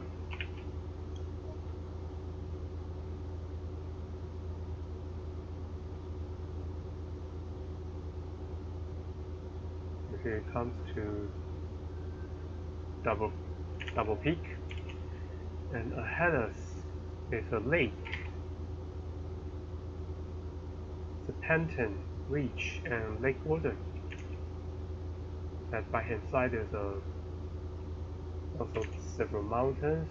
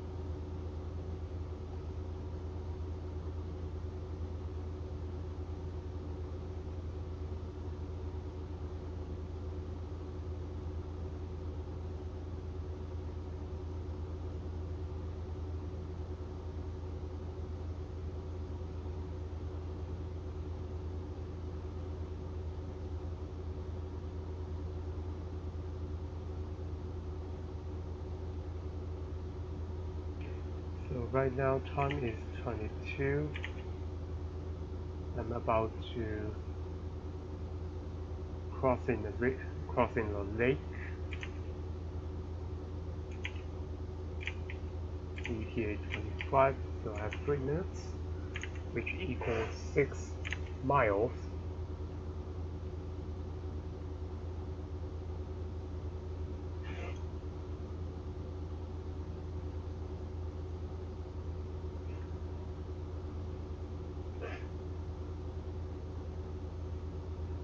There's a big lake ahead.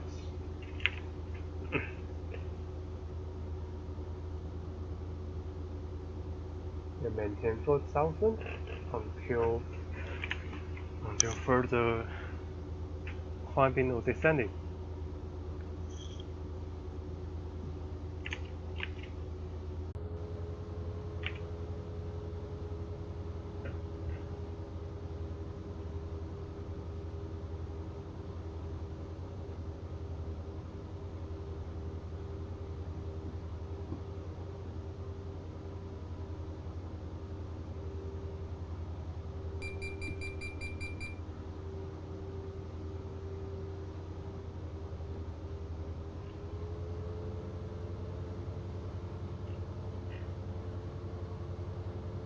I just crashed and just reconnected. And at the moment, yeah, I'm trying to zoom in for all navigation. But then just back to our previous here.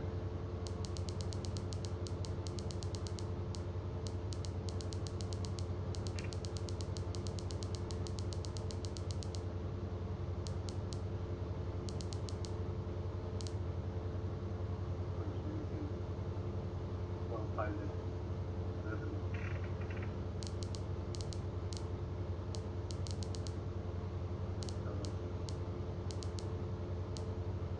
the headbug is like really hard to control during the flight.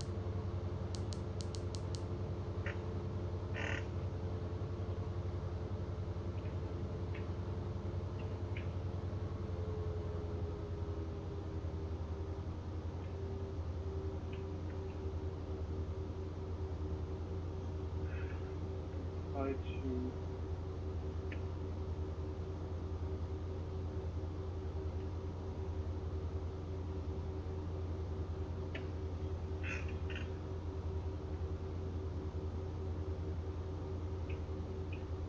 to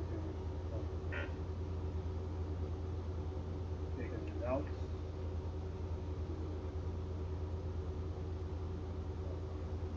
Local QH.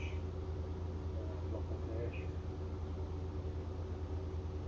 GPS altitude 4,000. So right. Management pressure 19.4. 7 grades. Check. Well, yeah.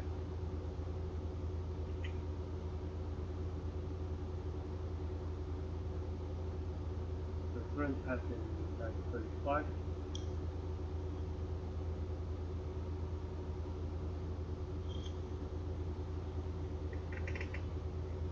Passing the lake.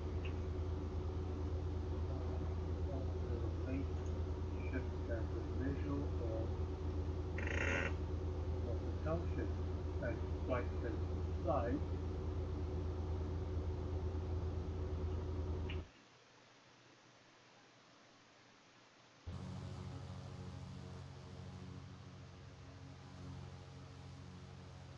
There's no township, but the main road has been confirmed.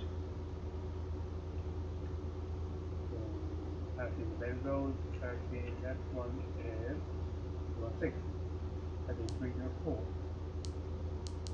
Left turn 304.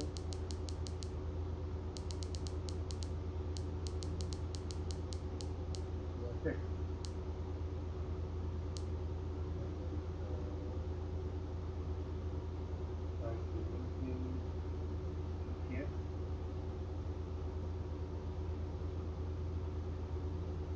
this cell is EMT equipment.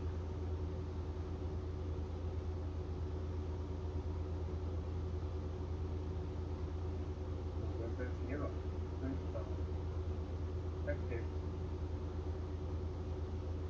13319, 4.6 miles. So 6 miles, 319, we check. About that.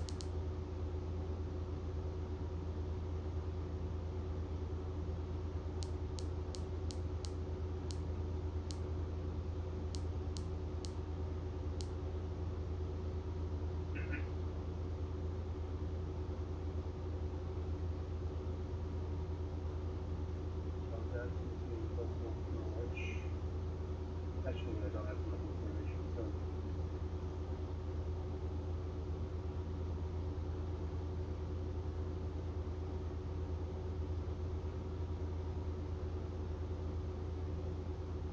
which is 1001.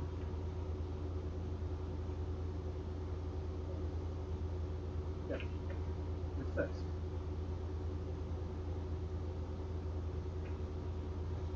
One. Convert this conversion here. Local storage is 1001, and here 2956.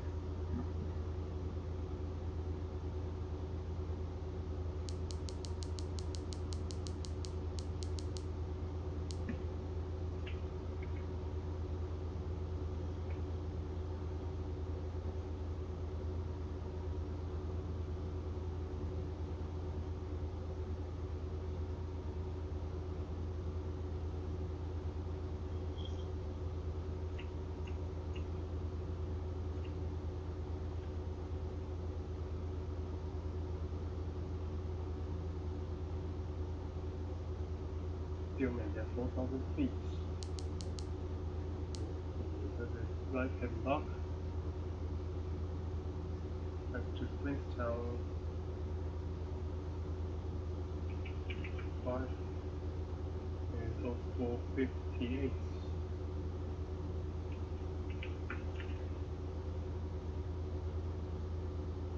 I'm going to disable the autopilot.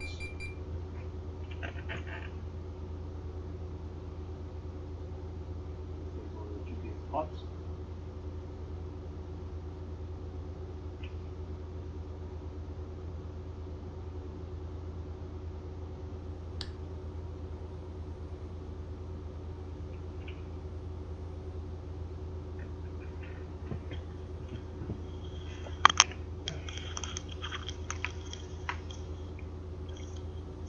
So right now, try to back to normal because just a crash happened.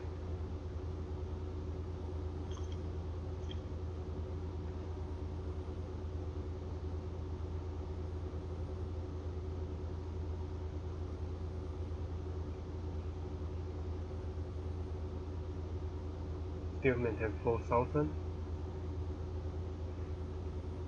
because down there I cannot descend to 25, and 35 is opposite way, so 4,000 should be able to see and avoid. Also have to reconnect it. Clock 40 and seeing if I have my previous flight plan.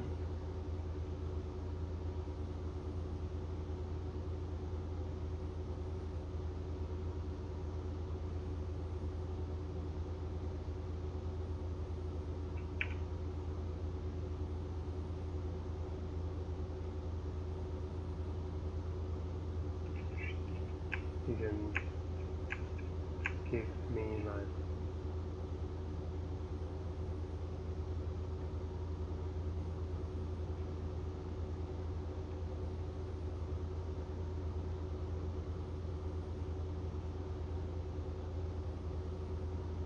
There is. Yes, the flight plan is still, which is good.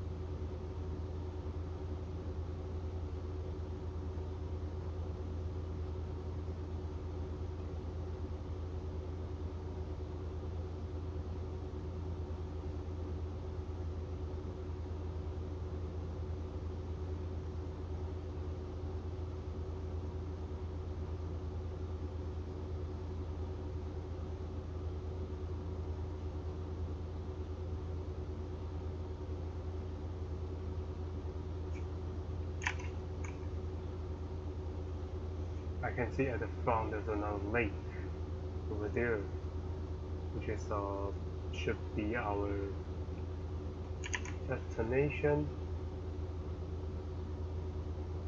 There's an orientation, there's a lake before arriving in Queenstown.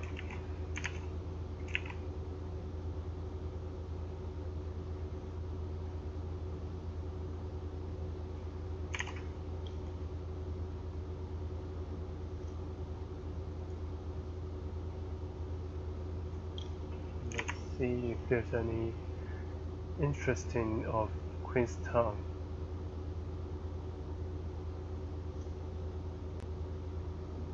Prior permission for telephone because it seems a private.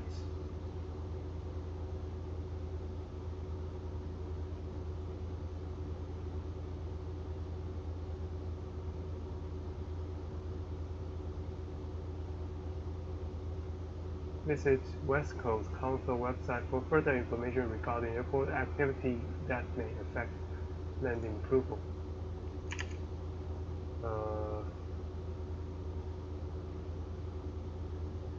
Night operation aircraft above 5.7 tons, not permitted without prior approval from the area manager, Casa Southern Region Office, Marabi. What else? Nope. So we can only overfly, not landing.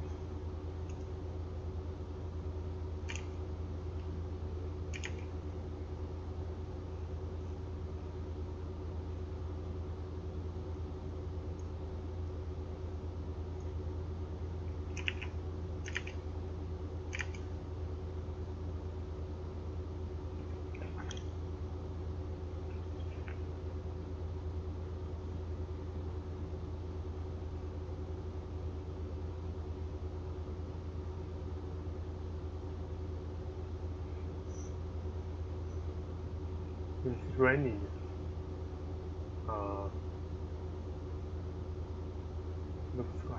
Looks like raining.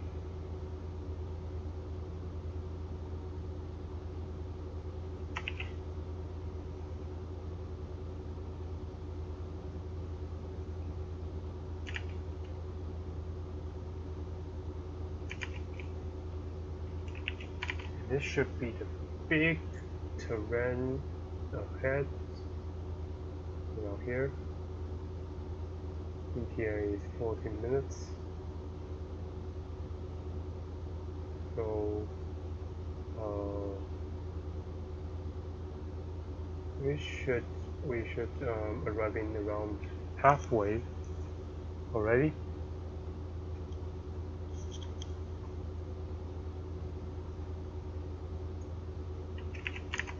The lake ahead. Before the lake, there's a Frenchman camp. At right hand side, a big terrain. Also at left hand side is a Mount Zero and Mount Darwin, Mount Jade, Mount Jukes at left hand side.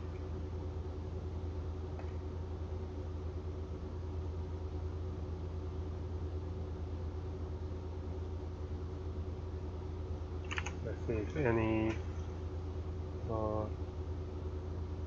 navigates around. No. GPS showing Queenstown, right? This is gas, elevation 866, nearest interception Lima Tango with lowest tone.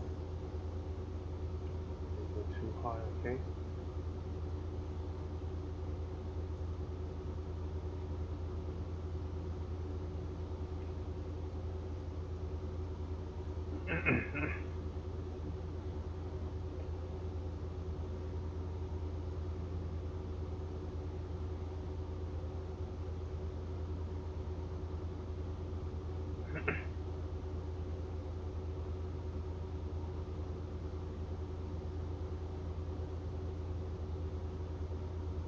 I guess it's a cloud. The clouds will affect the performance of X-plane. So maybe texture wood objects. Let's try medium.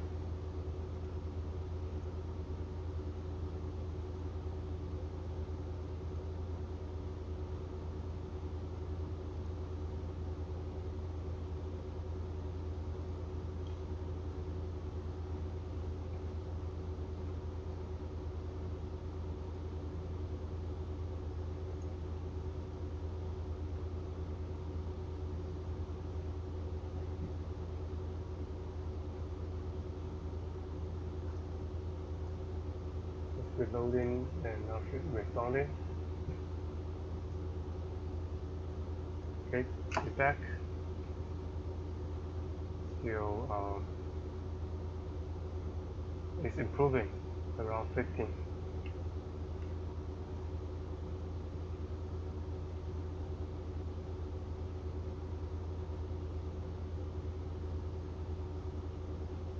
.7 miles away. Still have a lake ahead.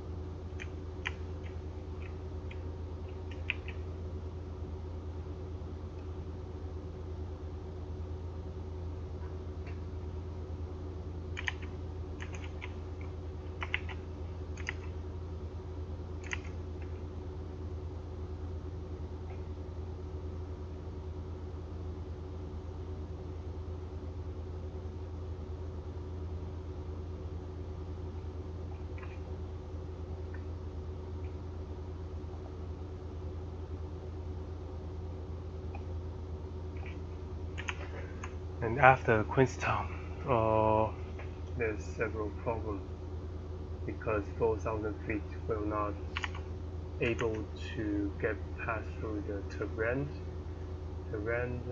all the way.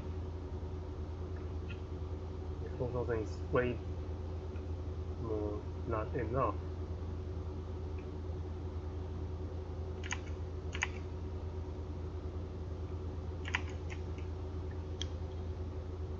So either climb to at least 5 or 6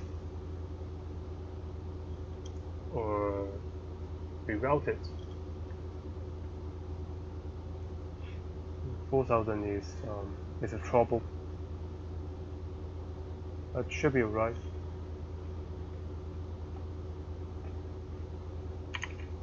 Because there's still a way.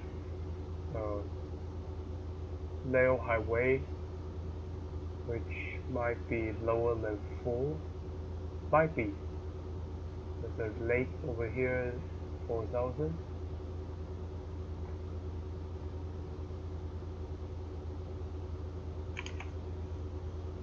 And here is 35. I can also track the power line over here, and all the way down is lower than 4,000. So should be right if I find 4,000. Let's see.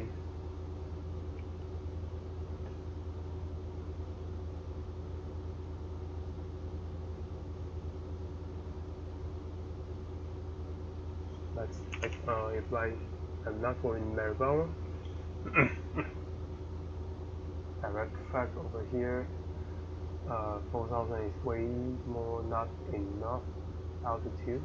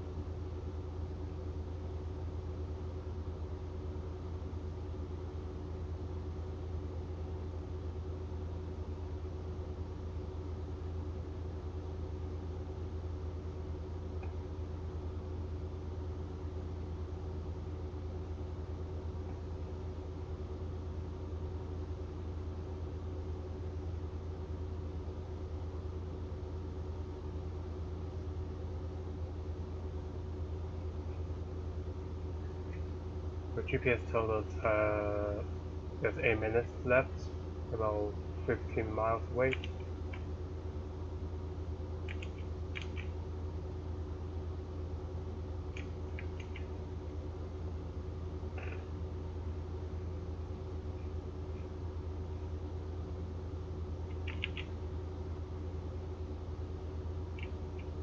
the visibility is not very good.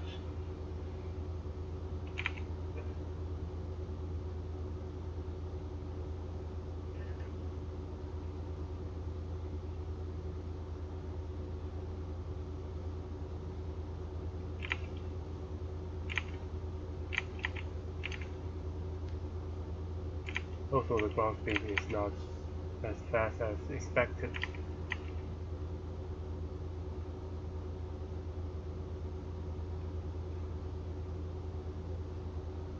From display.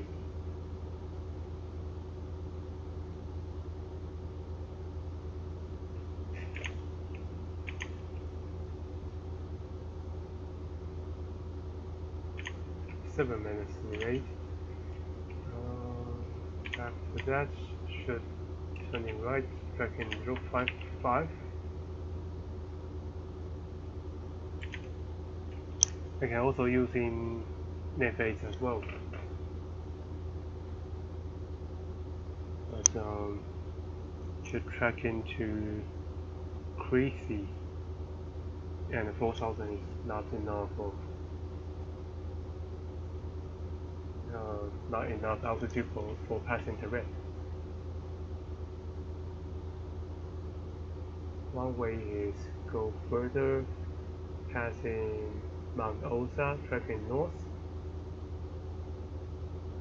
down there, then go the valley. Another way, I can tracking south parallel to Mina. Should give me a low terrain to passing through. Or we can go to special VFR or IFR.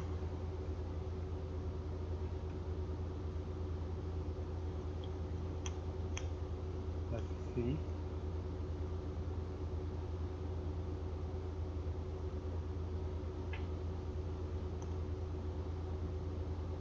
I can go to IFR and climb to 8,000 all the way, tracking to Lowenstone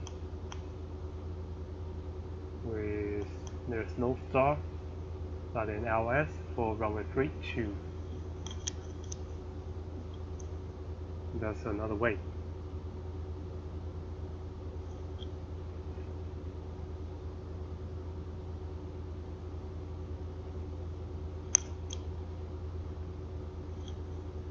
And the lake is ahead, also the mountain tube, back hand side.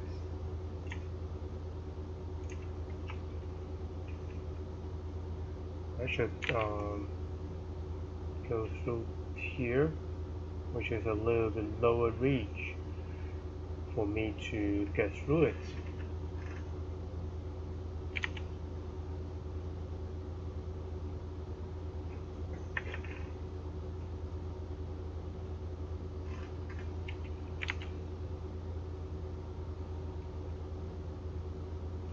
Current time is 0500, and there's about 10 miles left.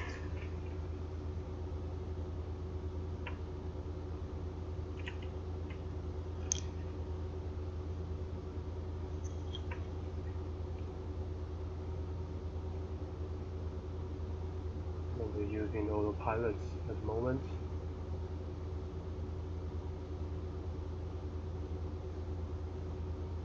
And heading mode.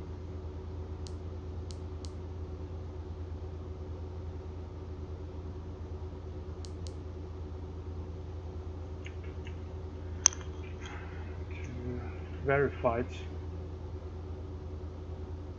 here's the green stuff.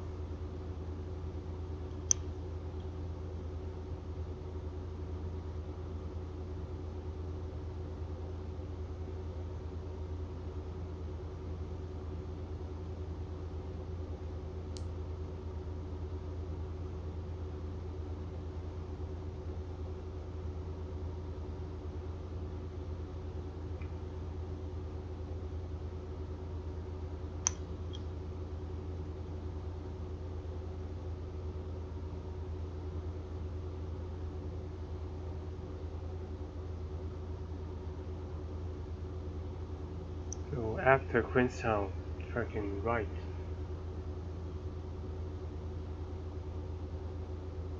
But the altitude is not enough. At right hand side, let's see what happens after leaving this area. So if I can climb to 6,000, which is a fast, so 6,000 should be good. But if not, there's several ways we have to use to avoid the terrain.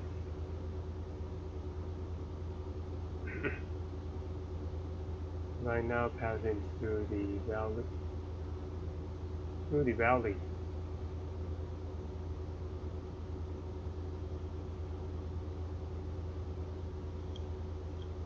And at left hand side here's a small road.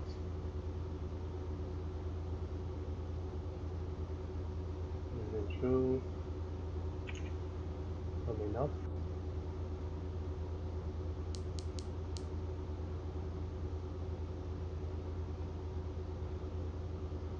Go all the way down. So the Queenstown must be right ahead of. I have no visual.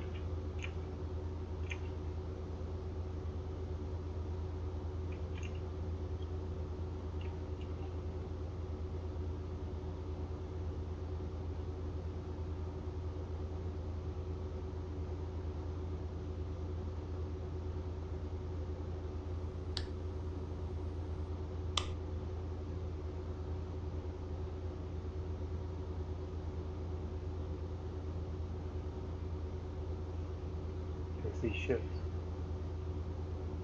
Well, there's a problem. 5 miles away.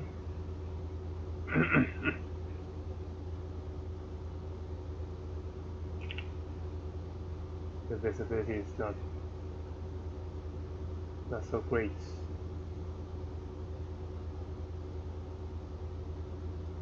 I can enhance a little bit. It's hazy, so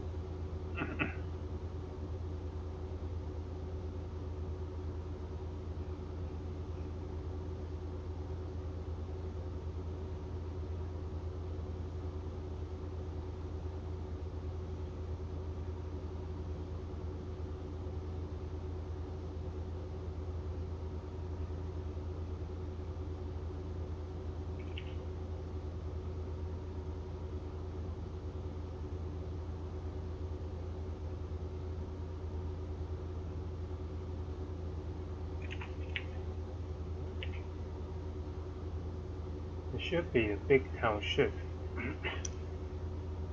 down there. Okay, I saw it.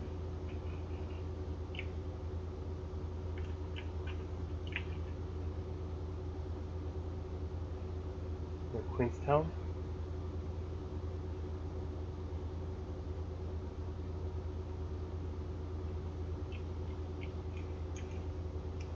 So passing the Queenstown is Queenstown Airfield.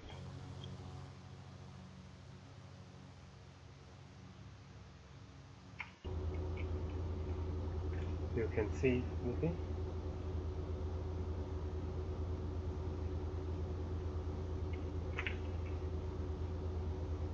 Now I can make a right turn at the moment because I have visual on the township.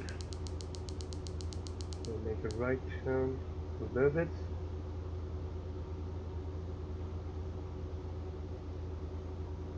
Try to I can visual the airfield or not. There you are. There's a Queenstown. Now here. Queenstown traffic 740 over Charlie Lima will fly the airfield at time 07. Queenstown traffic and tracking east to Lawrenceville at 4,000 feet. Queenstown traffic.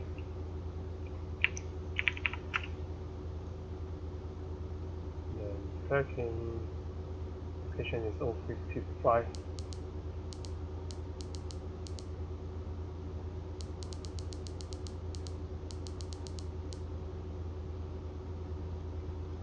We have driving and direct to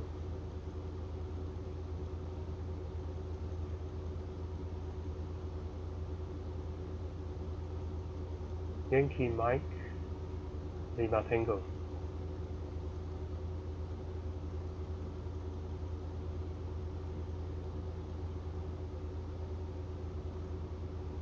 Also course 47. We've checked.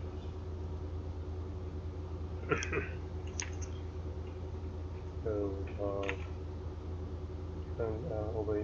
over the Queenstown. Then I have to figure out, because the terrain is coming up. Either I go IFR, means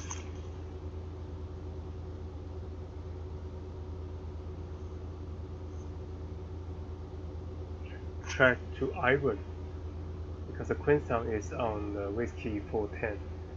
Track Iron, then go down to Lonesome at 6,000, at 7,000. We'll go VFR. I prefer using VFR, but I don't know what will happen. So just see. So its VOR is 122.6.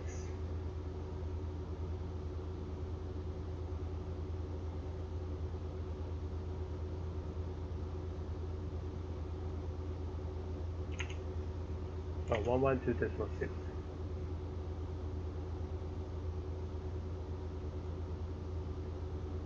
Got the signal.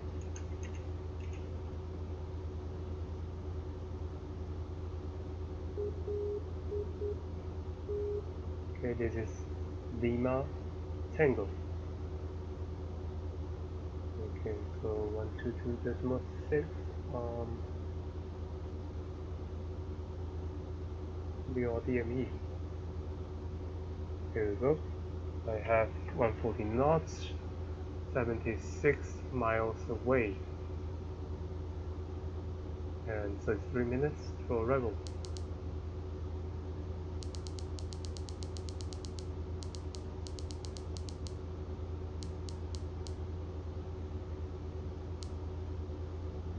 So 58.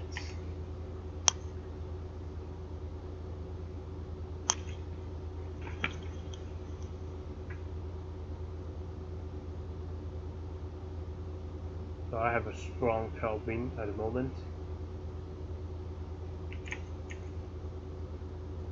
Strong tailwind.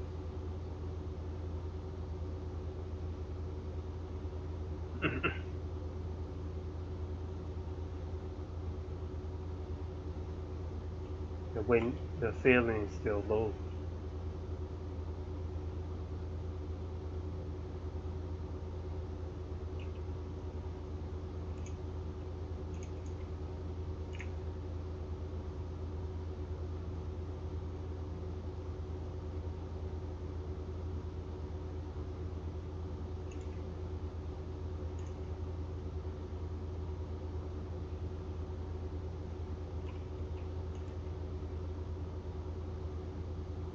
Terrain, Alden Peak, left hand side, and I don't think I can pass into this one.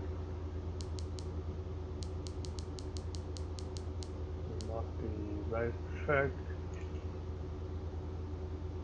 with Alden River.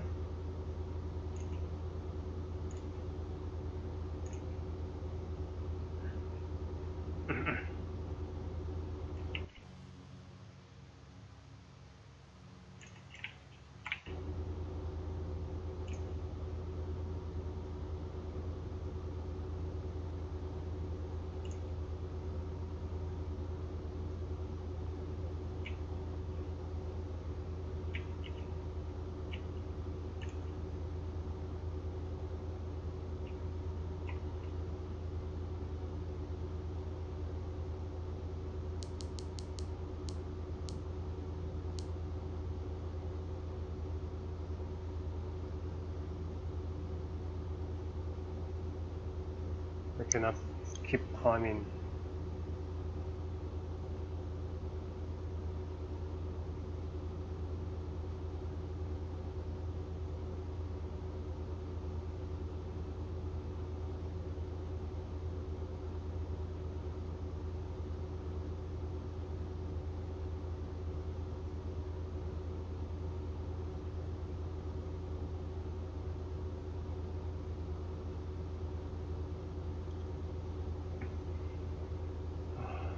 There's a problem. Or, well, the wind, if the clouds ahead is disappearing, I can climb in. The safety altitude is 6,000, isn't it? Yeah, 6,000. 5,000 for safety altitude.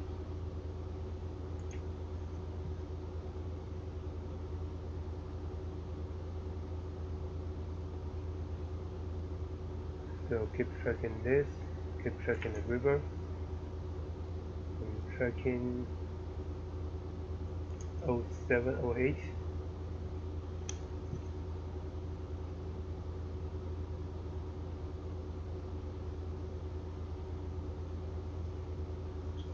Until here, Lake Sinclair.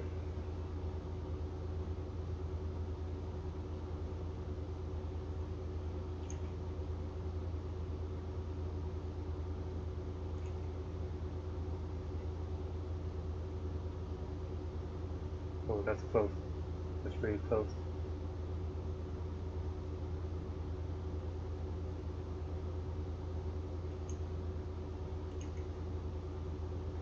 So ahead of us is Lake Sinclair.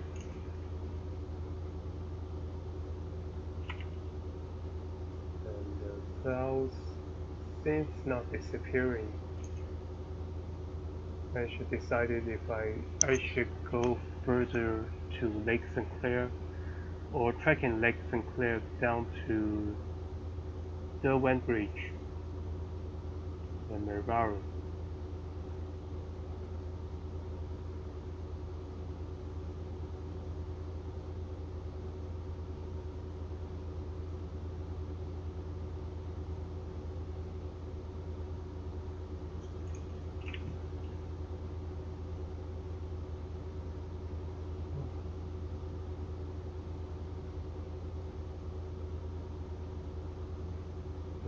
Clouds. Clouds is pretty bad.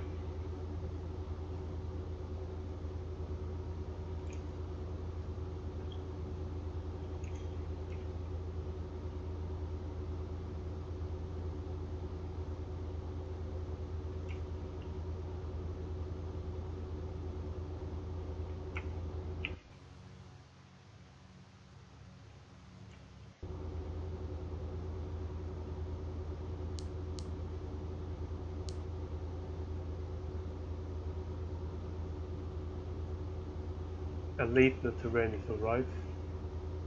Just remember PMC.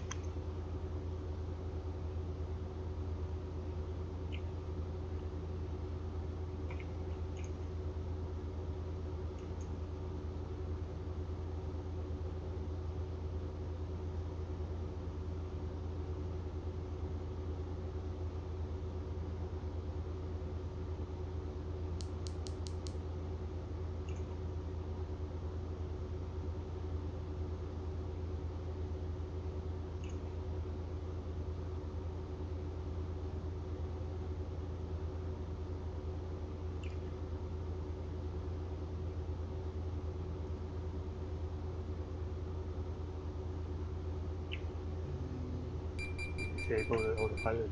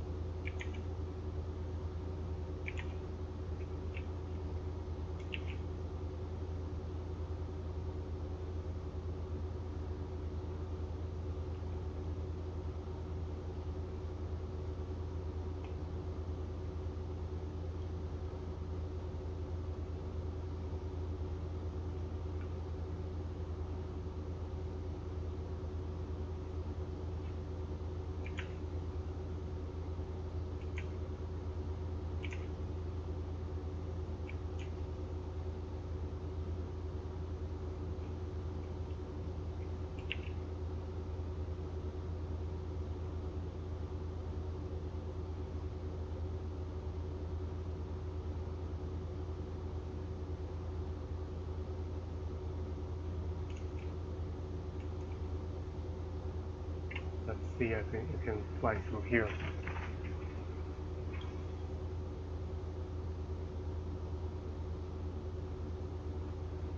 Maybe not. Altitude is not enough for right hand side. Must be Mount Olympus. So fire for left.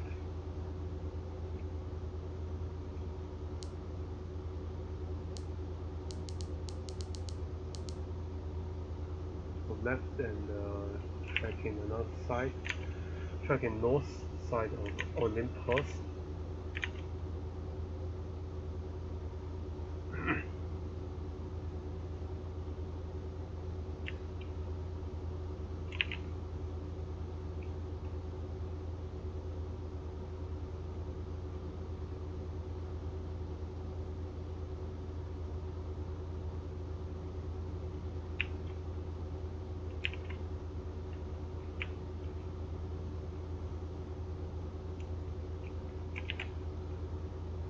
Actually, the low altitude is pretty dangerous. Then turning right, also clear.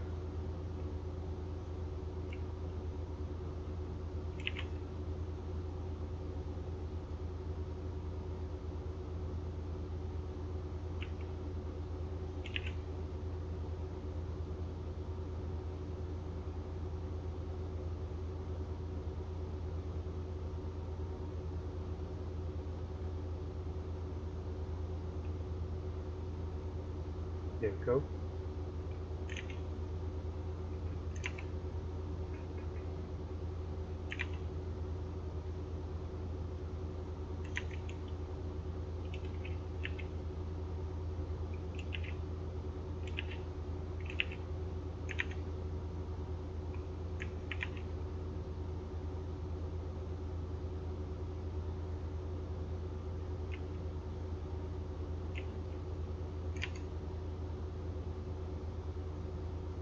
So the right hand side is Mount Good and Mount Osa. So looks like I'm at 4,000 and the elevation is around, I guess, 46, 5,000. So that means I can climb to 45 for further altitude. Track, current at here. Keep tracking west, tracking 053.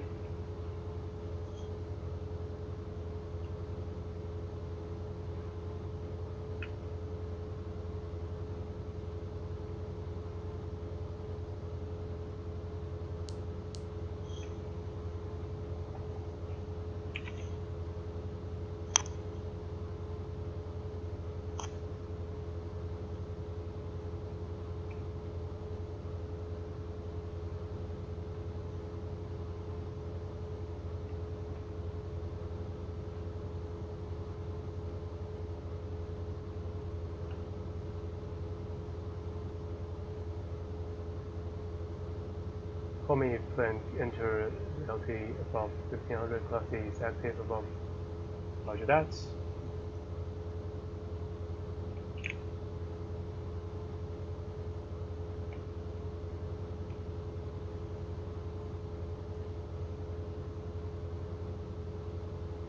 Shit. Rest like that. Going 45. I think I can climb to 5. So yeah, it is active. 1 to 400. 1 to 400. Which is alright.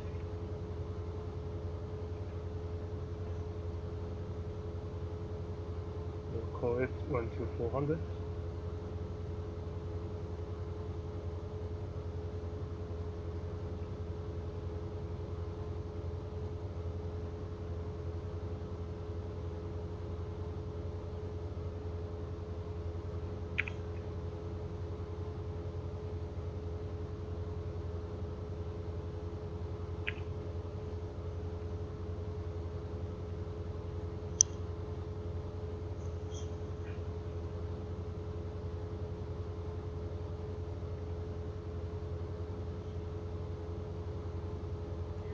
Melbourne Center, aircraft type Diamond 40, Alpha Charlie Lima.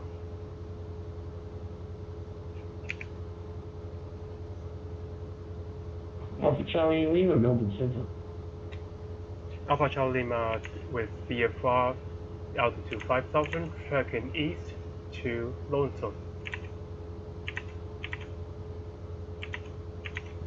Alpha Charlie Lima, you're currently outside controlled airspace and you have no requirements on frequency as yet. Just call me if you plan to enter the launch system control zone above 1500 feet. So if you want to enter at 1500 or below, you don't need to talk to me at all. Roger, Alpha Charlie Lima.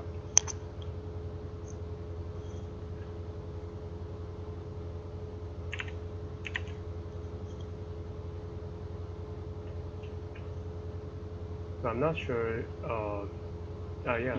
Melbourne Center, Intel 5661, South 340 Alpha, taxiing Moorabbin for tomorrow, runway 35 right.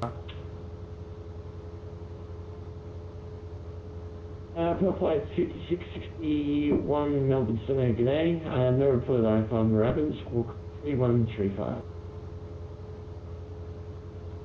Squawk 3135, Bell Flight 5661.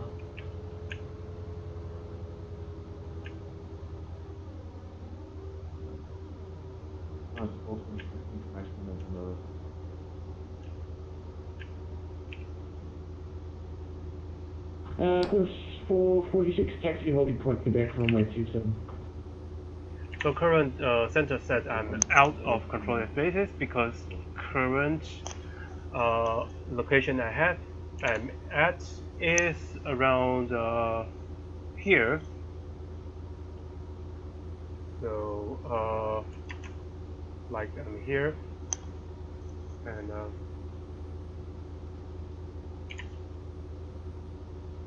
the right hand side is some lake,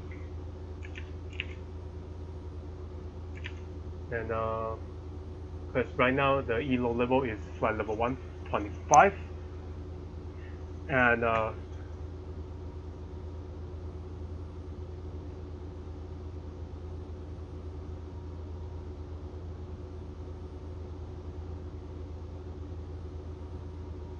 unless you want flight following or something, no.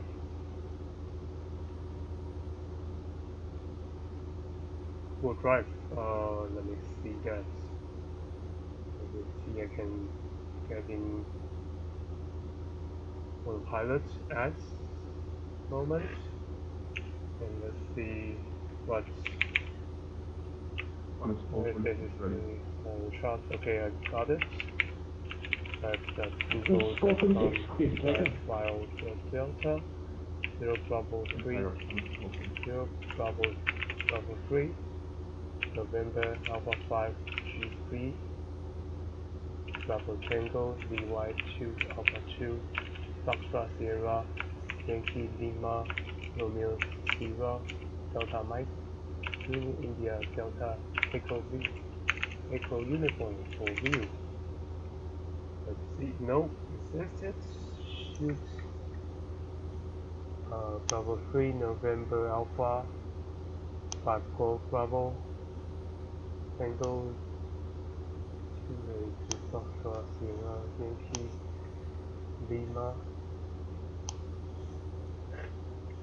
Romeo Sierra Delta Mike Zulu India. There is a uniform. Yeah, there's no. Oh, this one is awkward. Nope, that's 0. Okay, so only to worry about the airspace that's low. Here. So private. How do I respond to private chat? I don't remember that. Let's see. Fine. Next message.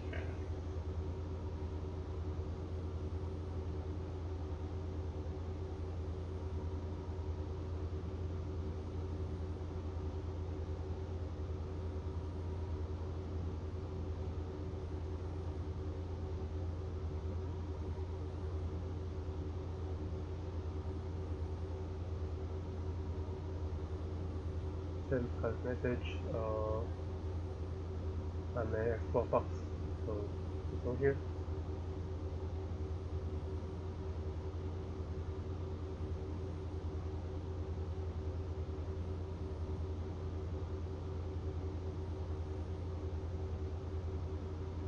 Close 446, everyone passing 2000, calling 5000. Close 446, you are identified. Verify that level again, please. Last message, ML, Close 446, passing 2600. slash, Close 446, thank Slash, you. Climb sure. via steered flight level 330, enter speed restriction. Climb by speed, flight level 350, no speed, minus 1250. climbing, entering.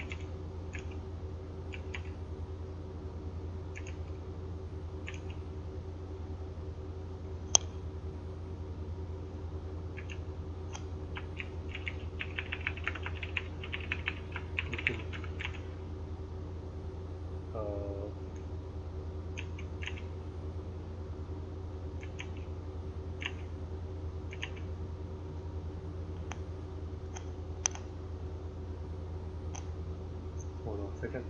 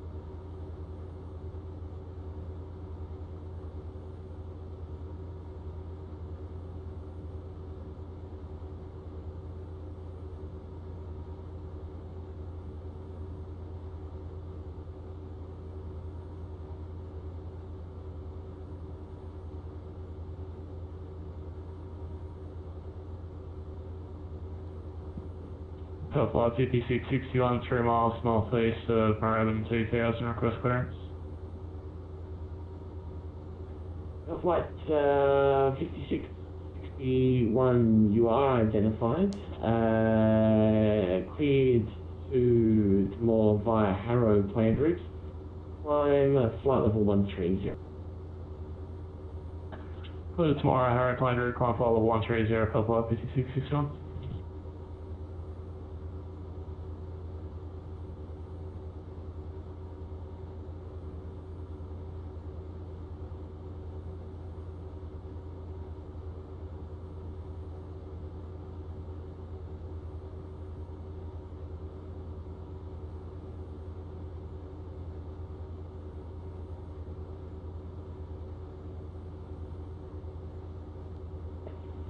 Melbourne, then a very good afternoon. Qantas 790 with you, flight level 360. 350, sorry. Qantas 790, just confirm it is the call sign. I've got two aircraft with 791 on the scope. Good day. Yeah, Qantas 791, yeah, correct. Qantas 791, we'll just refer to you actually as Qantas 790. That will probably help distinguish you. Just squawk 3177, and I have a revised airways clearance and star clearance available.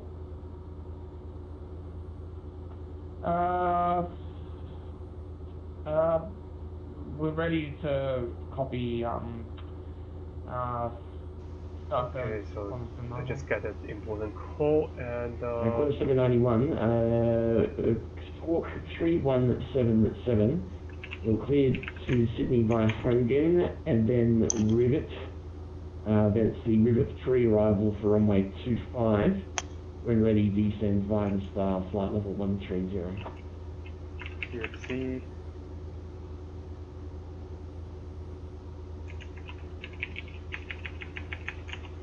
Flight Charlie equals 0. Right, so Rivet 3 arrival runway 25. What did you want me to do before Rivet? Quarter 781 to cleared by Hogan, then direct Rivet, then the Rivet 3 arrival. When ready, descend flight level 130. Can you squawk 3177 for me, please?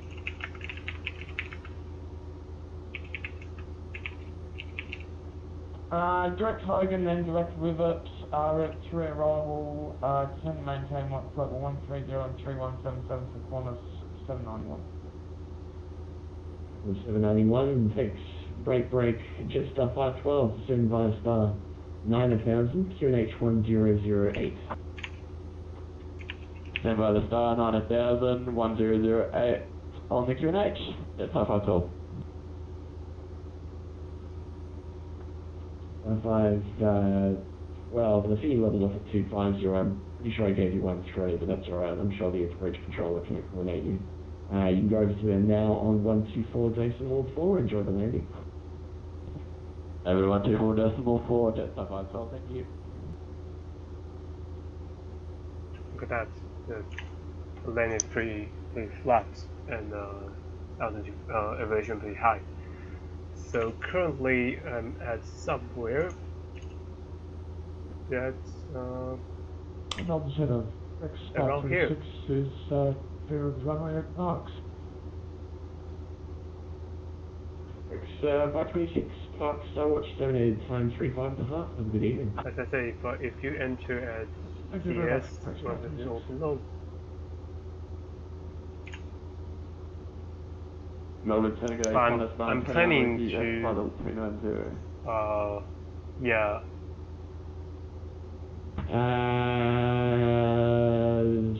Station calling Sagan, your call sign level. Yeah, so the center is, Lone Center is not Melbourne Center's coverage, and I'm not entering Cross Charlie as well. 2 and direct tracking and star clearance available. So I don't need to call Melbourne Center anyway. Call control 42 and we'll take the star class 791. It's 791, you re-cleared to Sydney via direct Rivet, then the Rivet 3 arrival for runway 25. We're ready to descend flight level 130. Current at 55 is good. Should avoid all the terrain ahead. So this 791, confirm your cleared direct Rivet. This is good. Current tracking is alright.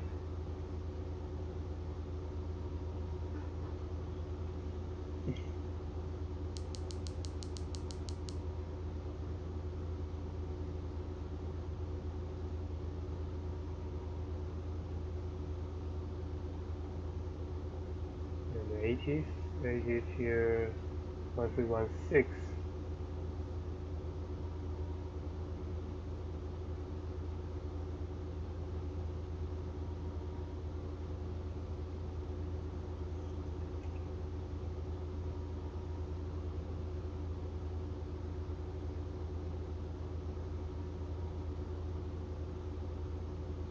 Let's see if we can get Launceston information Papa.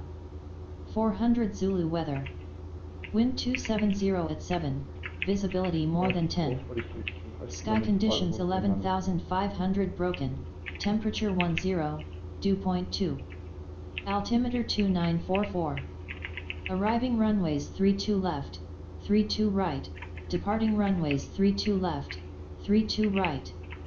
Advise on initial contact you have Papa.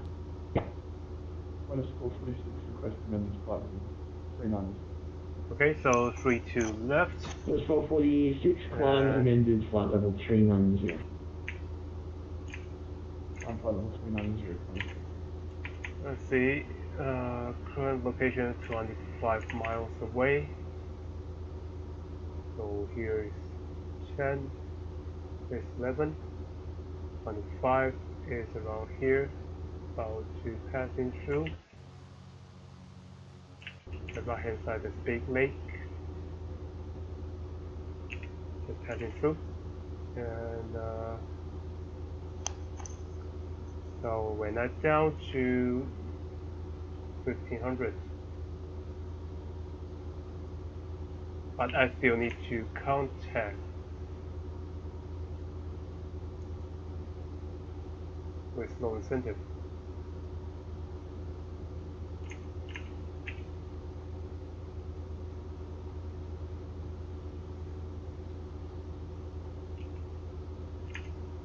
Current 23 miles,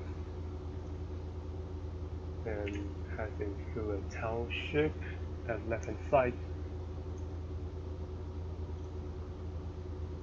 So current tracking right, and the VOR is around 65. So assuming my location is just through around here.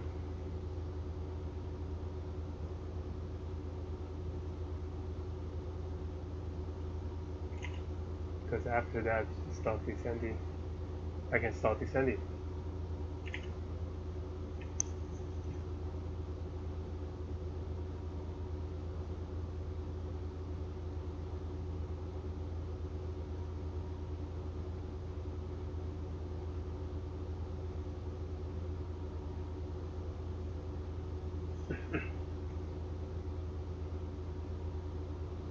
There are several townships at left-hand side.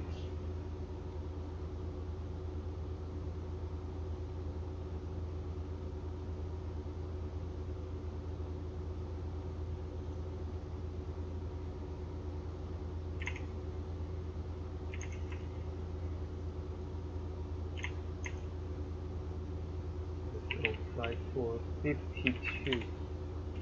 That's 12 minutes left.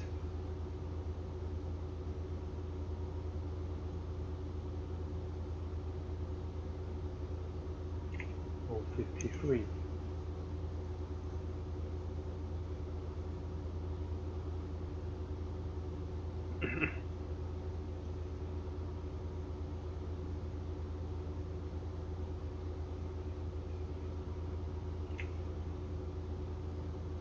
I'm around here already.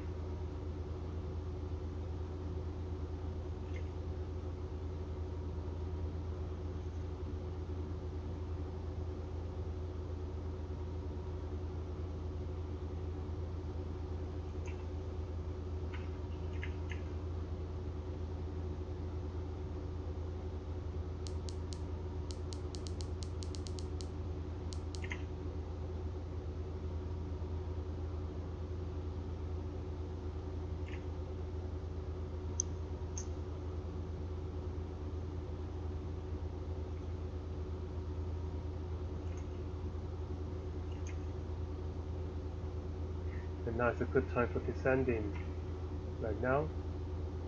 So let's maintain 1000 feet for arrival.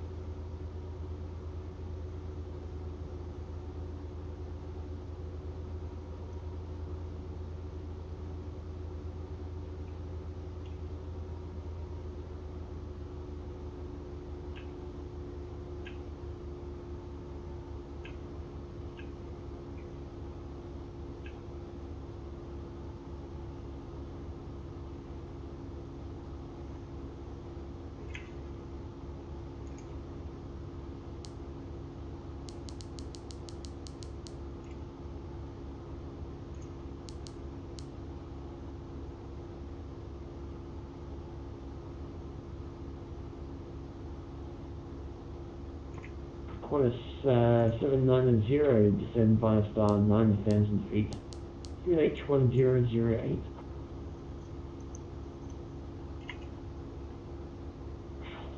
Descend by star 9000, QNH 1208, 1799.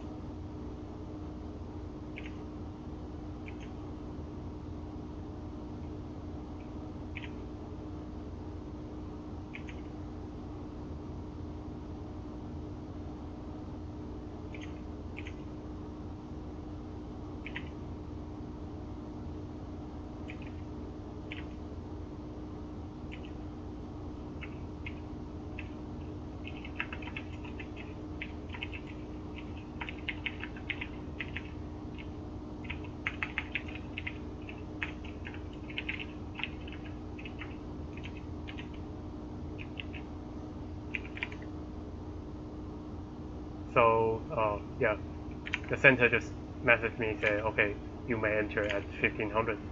So I go 1500 and yeah.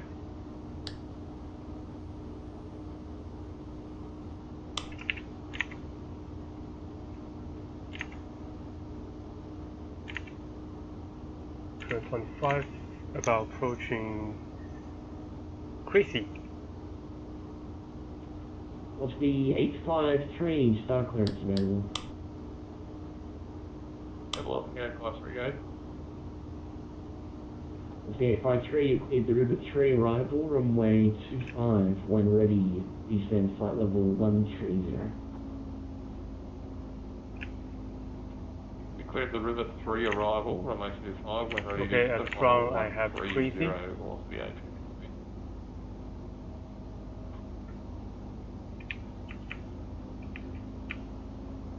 Let's go mixture forage and go bring the propeller to fine.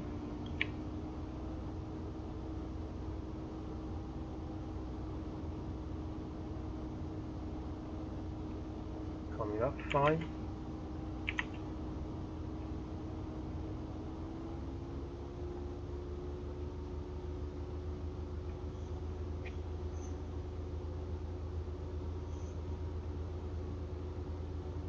And the altimeter 2944.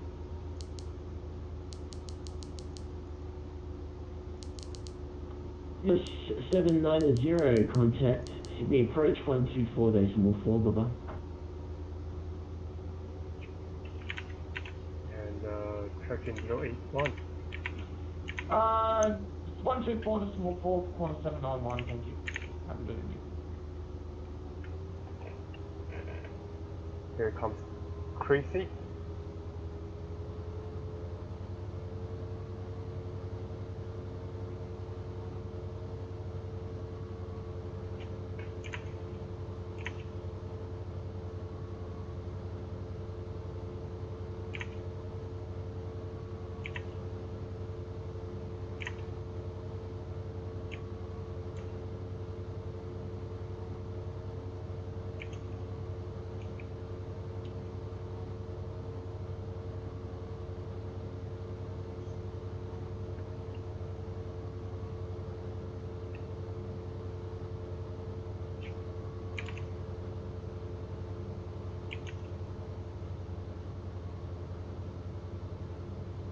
So here's 1500.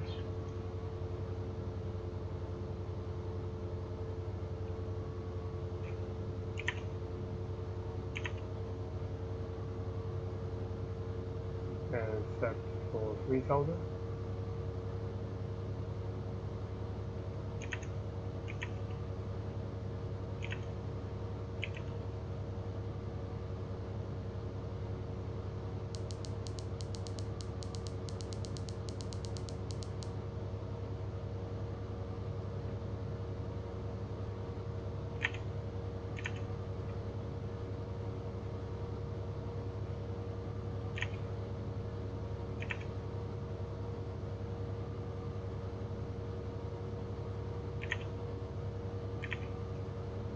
Center of Charlie Lima passing Creasy at 1500 inbound for Lanston. Alpha Charlie Lima, you don't have any requirements on frequency, sir, I suspect. I'll just make the frequency make transmissions on Unicom. That's all you need to do. Roger that, Alpha Charlie Lima.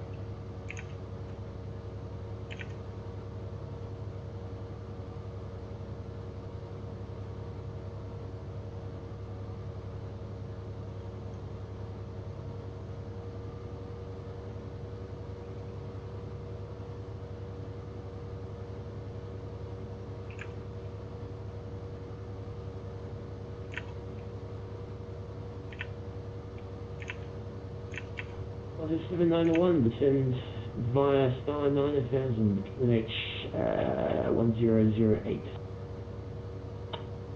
9000, Quintus 791. Is that Quint, as in the paste?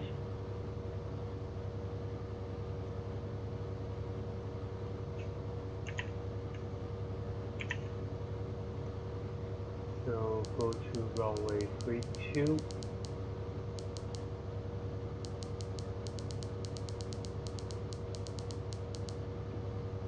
And to the left.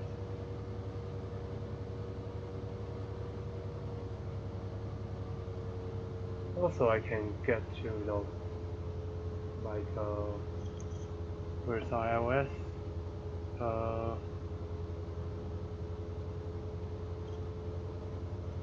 Oops, too many. This one, iOS. Okay, that's too many. Is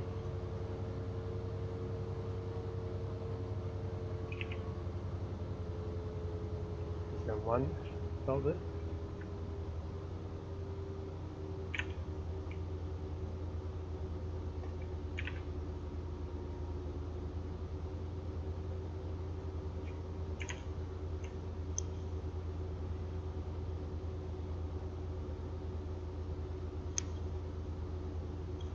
There's a main road on the left hand side.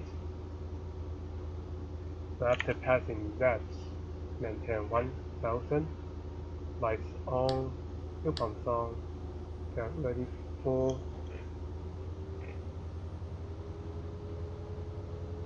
before landing checklist. Before landing checklist, brake check, make sure reach propeller is fine. Engine gauge is checked.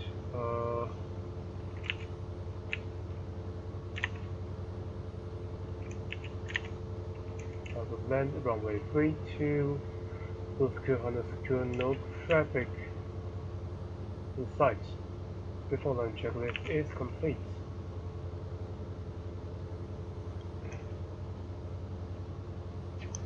And the elevation of Lowens 562.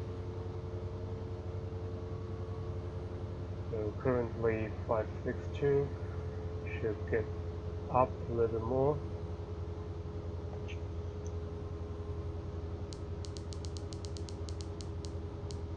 Runway 32, here at my base.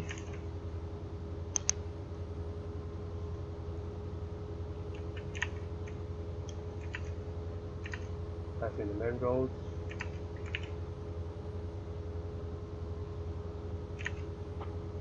Also the 863 is leaving flight level 39. 853.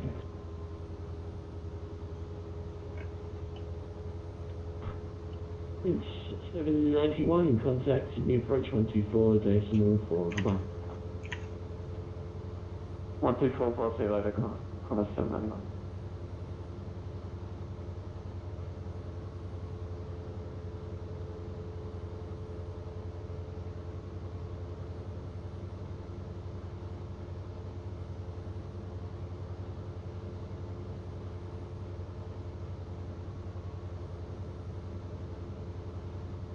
Okay, the VOR is active, using as an iOS.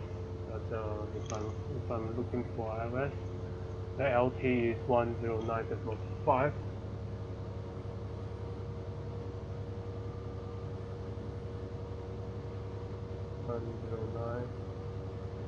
.5. So I can active for 2, and right now I can see that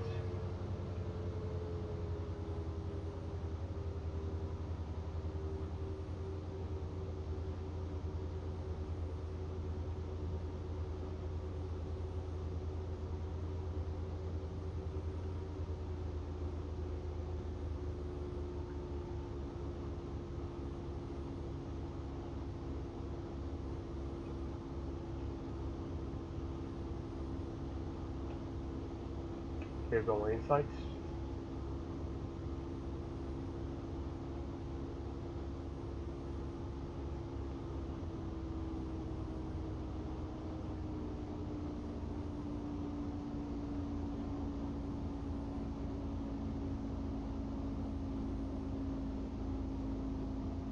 Speed check, this one.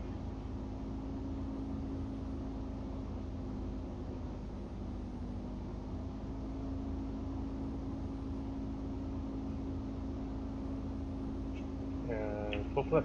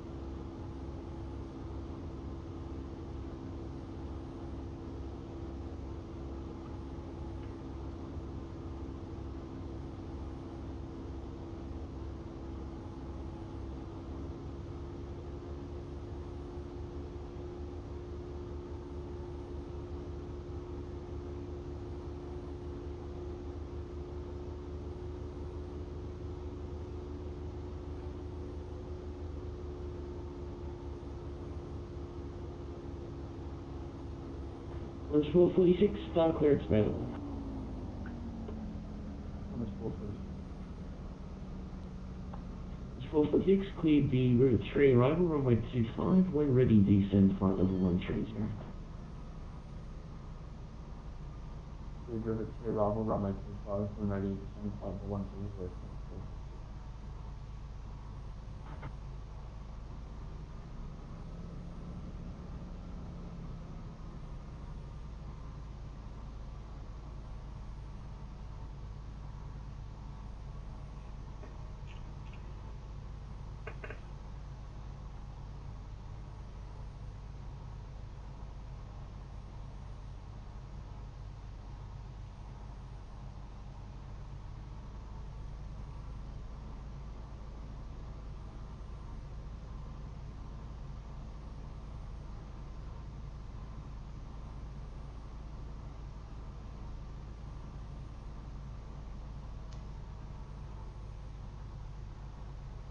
And transponder standby.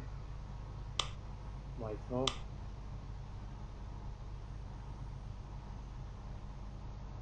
Pumps off. After landing checklist complete.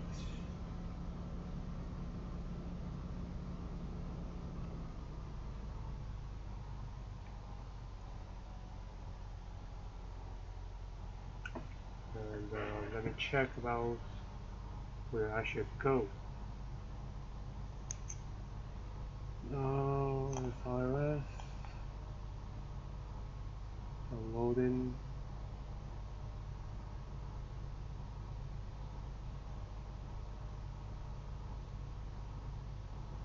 Here, right? Let's see. Right hand side is opti.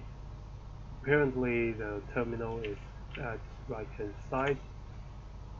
And for me, maybe just direct entry.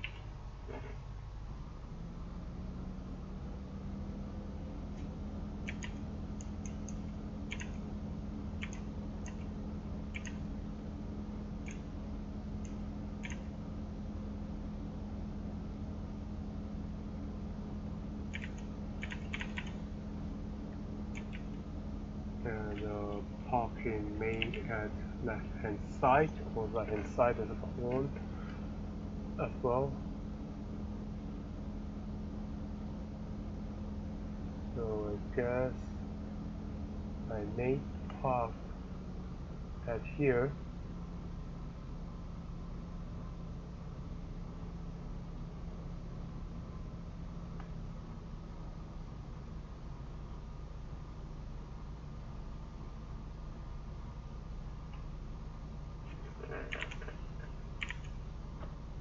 Thomas 446, leaving 390, descend flight for 130. 446.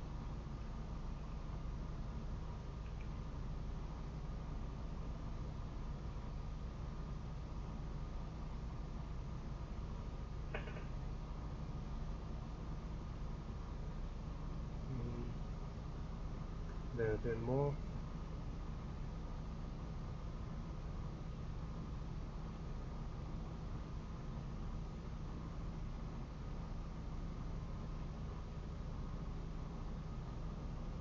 Okay, I can press set.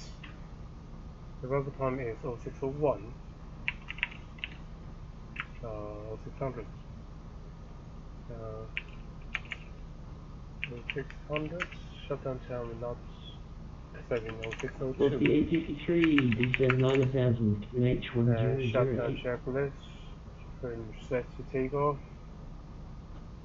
And Descent 9000, QNH1008, 43853. The other turn off, lights off, flaps restricted,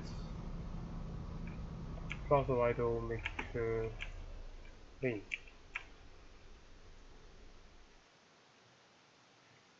Fuel cut off, ignition off, and battery off.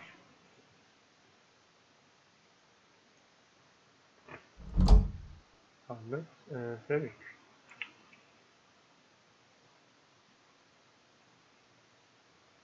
So here we are.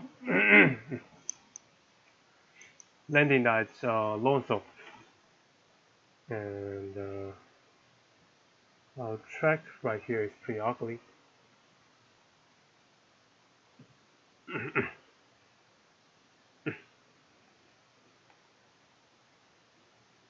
But before that is pretty good.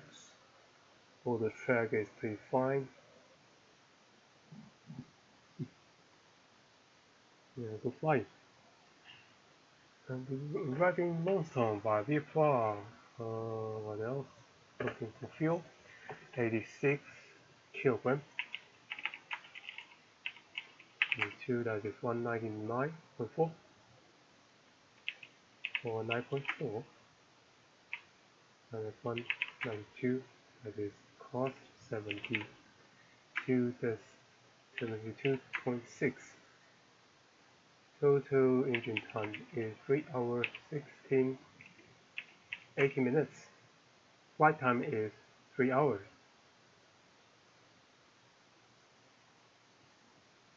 And multiply 198, divide 198, 22 gallons per hour.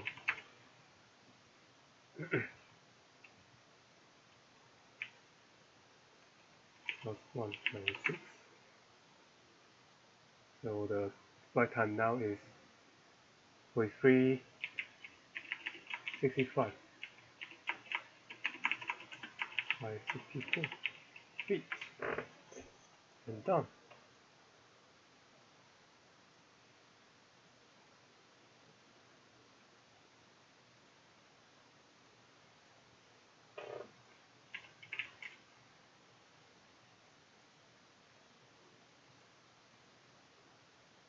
So here's a GA tie down area.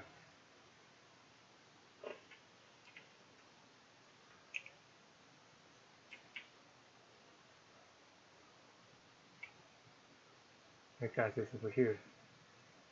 I'm going to save a flight situation. 2705. I can restart it next time. So thanks for watching. Hope you enjoyed the flight today. Thank you.